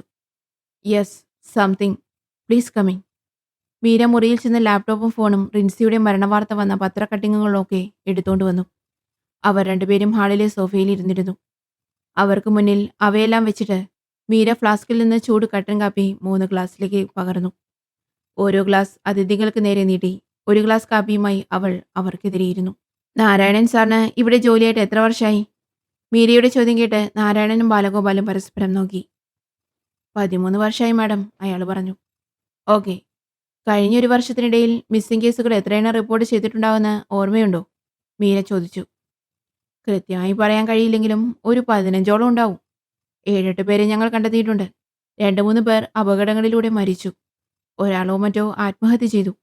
പിന്നെയുള്ള 2-3 പേരെ കണ്ടെത്താനായിട്ടില്ല, അയാൾ പറഞ്ഞു. ലാസ്റ്റ് കേസ് വന്നതെന്നാണ്? അവൾ ചോദിച്ചു. ഒരു 3 മാസമായിട്ടുണ്ടാവും. ഒരു പെൺകുട്ടിയുടെ മിസ്സിംഗ് കേസാണ്. ഈ റിൻസിയുടെ അതേ കോളേജിൽ പഠിക്കുന്ന കുട്ടി. ആ ഹോസ്റ്റലിൽ തന്നെയായിരുന്നു താമസവും. ലീവിന് നാട്ടിൽ പോയ കൊച്ചാണ്. ലീവ് കഴിയുന്നതിന് തലേന്ന് ഹോസ്റ്റലിലേക്ക് മടങ്ങി. എന്നാൽ ഹോസ്റ്റലിലും എത്തിയില്ല, തിരിച്ച് വീട്ടിലും ചെന്നിട്ടില്ല. അന്ന് കുറേ നാൾ അന്വേഷണവുമായി ഞങ്ങൾ നടന്നു. കുറേ പേരെ ചോദ്യം ചെയ്തു. അവസാനം കുട്ടിയുടെ വീട്ടിലേക്ക് ഒരു എഴുത്ത് വന്നു. ആ കുട്ടി തന്നെ അയച്ചത്. കാമുകിനൊപ്പം പോയതാണെന്നും വിവാഹം കഴിഞ്ഞെന്നും ആരും തന്നെ ഇനി അന്വേഷിക്കേണ്ട കാര്യമില്ലെന്നൊക്കെയായിരുന്നു അതിൽ. കിട്ടിയ കത്തുമായി വന്നാണ് ആ കുട്ടിയുടെ അച്ഛനും ആങ്ങളെയും കൂടി കേസ് പിൻവലിച്ചത്. നാരായണൻ പറഞ്ഞു. എന്തായിരുന്നു ആ കുട്ടിയുടെ പേര്? മീര ചോദിച്ചു. എന്റെ ഓർമ്മ ശരിയാണെങ്കിൽ ആർഷ എന്നാണെന്ന് തോന്നുന്നു. ആർഷാനന്ദൻ. നാരായണൻ പറഞ്ഞ പേര് കേട്ട മീര ഒന്ന് ചിരിച്ചു. കേസ് അന്വേഷണം അവസാനിപ്പിച്ച ആ കേസ് കൂടി നമ്മൾ നാളെ മുതൽ അന്വേഷിച്ചു തുടങ്ങുകയാണ്. മിസ്സിംഗ് എന്ന് വീട്ടുകാർ പോലും കരുതുന്ന ആർഷ. കാമുകനൊപ്പം നാടുവിട്ടെന്ന് കരുതുന്ന ആർഷാനന്ദൻ എന്ന പെൺകുട്ടി ഇപ്പോൾ ജീവനോടെയില്ല. അവളും ക്രൂരമായ പീഡനത്തിലൂടെ കൊല്ലപ്പെട്ടിരിക്കുന്നു. റിൻസി കൊല്ലപ്പെട്ട അതേ രീതിയിൽ തന്നെ. ആ ബോഡി മറവ് ചെയ്തത് നമ്മുടെ മൂക്കിന്റെ തുമ്പത്തും. അവൾ പറയുന്നതൊന്നും മനസ്സിലാവാതെയിരിക്കുന്ന ബാലഗോപാലിനെയും നാരായണനെയും മീര മാറി മാറി നോക്കി. നിങ്ങൾക്ക് മനസ്സിലായില്ലല്ലേ? റിൻസിയുടെ കത്തിനൊപ്പം കിട്ടിയ മെമ്മറി കാർഡിൽ ഒരു ബലാത്സംഗത്തെ തുടർന്നുള്ള മരണവും അത് വിദഗ്ധമായി മറവ് ചെയ്യുന്നതുമൊക്കെയാണ് സേവ് ചെയ്തിരിക്കുന്നത്. 3 മാസങ്ങൾക്ക് മുമ്പ് കാമുവിനൊപ്പം നാടുവിട്ടെന്ന് എല്ലാവരും വിശ്വസിച്ചിരുന്ന അതേ പെൺകുട്ടി തന്നെയാണ് ഈ വീഡിയോയിലുള്ളത്. മീര തന്റെ ഫോണിലെ വീഡിയോ ഓണാക്കി അവർ കാണാവുന്ന രീതിയിൽ ഫോൺ തിരിച്ചു പിടിച്ചു. ആ കുട്ടിയുടെ ഇടതു നെഞ്ചിന്റെ മുകളിൽ പച്ച കുത്തിയിരിക്കുന്ന പേര് വായിച്ചെടുക്കാൻ കഴിയുന്നുണ്ടോ? മീര ചോദിച്ചു. ബാലഗോപാൽ അവളുടെ കയ്യിൽ നിന്നും ഫോൺ വാങ്ങി തിരിച്ചും മറിച്ചുമൊക്കെ വീഡിയോ കണ്ടു നോക്കി. നാരായണനും അതുപോലെ അവന്റെ കയ്യിലുണ്ടായിരുന്ന വീഡിയോയിലേക്ക് നോക്കി. ഒരു ഞെട്ടലോടെ രണ്ടുപേരും പെട്ടെന്ന് മീരയുടെ മുഖത്തേക്ക് നോക്കി. യെസ്, ദി സെയിം, ആർഷാനന്ദൻ, മീര പറഞ്ഞു. അവരാ ബോഡി മറവ് ചെയ്യുന്നത് എവിടെയാണെന്ന് നോക്ക്, മീര വീണ്ടും പറഞ്ഞു. ഒറ്റ നോട്ടത്തിൽ തന്നെ അവർക്ക് ആ സ്ഥലം മനസ്സിലായി. മാഡം ഇത്? ബാലു അവളെ നോക്കി. അതെ, ലേഡീസ് ഹോസ്റ്റൽ തന്നെ. റിൻസിയുടെ ബോഡി കിട്ടിയ അതേ സ്ഥലത്ത് തന്നെ. ഭൂമിക്ക് മുകളിൽ കിടന്ന റിൻസിക്കടിയിൽ മണ്ണിന്റെ മൂടുപടത്തിനുള്ളിൽ മറ്റൊരു ജീവൻ അസ്ഥികൂടമായി കിടക്കുന്നത് ആരും അറിയാതെ പോയി, അവൾ പറഞ്ഞു. അപ്പോൾ ആർഷിയുടെ കേസിന്റെ തുമ്പ് പിടിച്ചാൽ റിൻസിയുടെ കൊലയാളിയെ വേറൊന്നും അന്വേഷിച്ചു പോകേണ്ടി വരില്ല അല്ലേ മാഡം? നാരായണൻ ചോദിച്ചു. അതെ സർ, നാളെ നമ്മൾ ഹോസ്റ്റലിലേക്ക് പോകുന്നു, രാവിലെ തന്നെ. ആർഷിയുടെ ബോഡി മറവ് ചെയ്തിടത്തു നിന്നും സ്റ്റാർട്ട് ചെയ്യാം.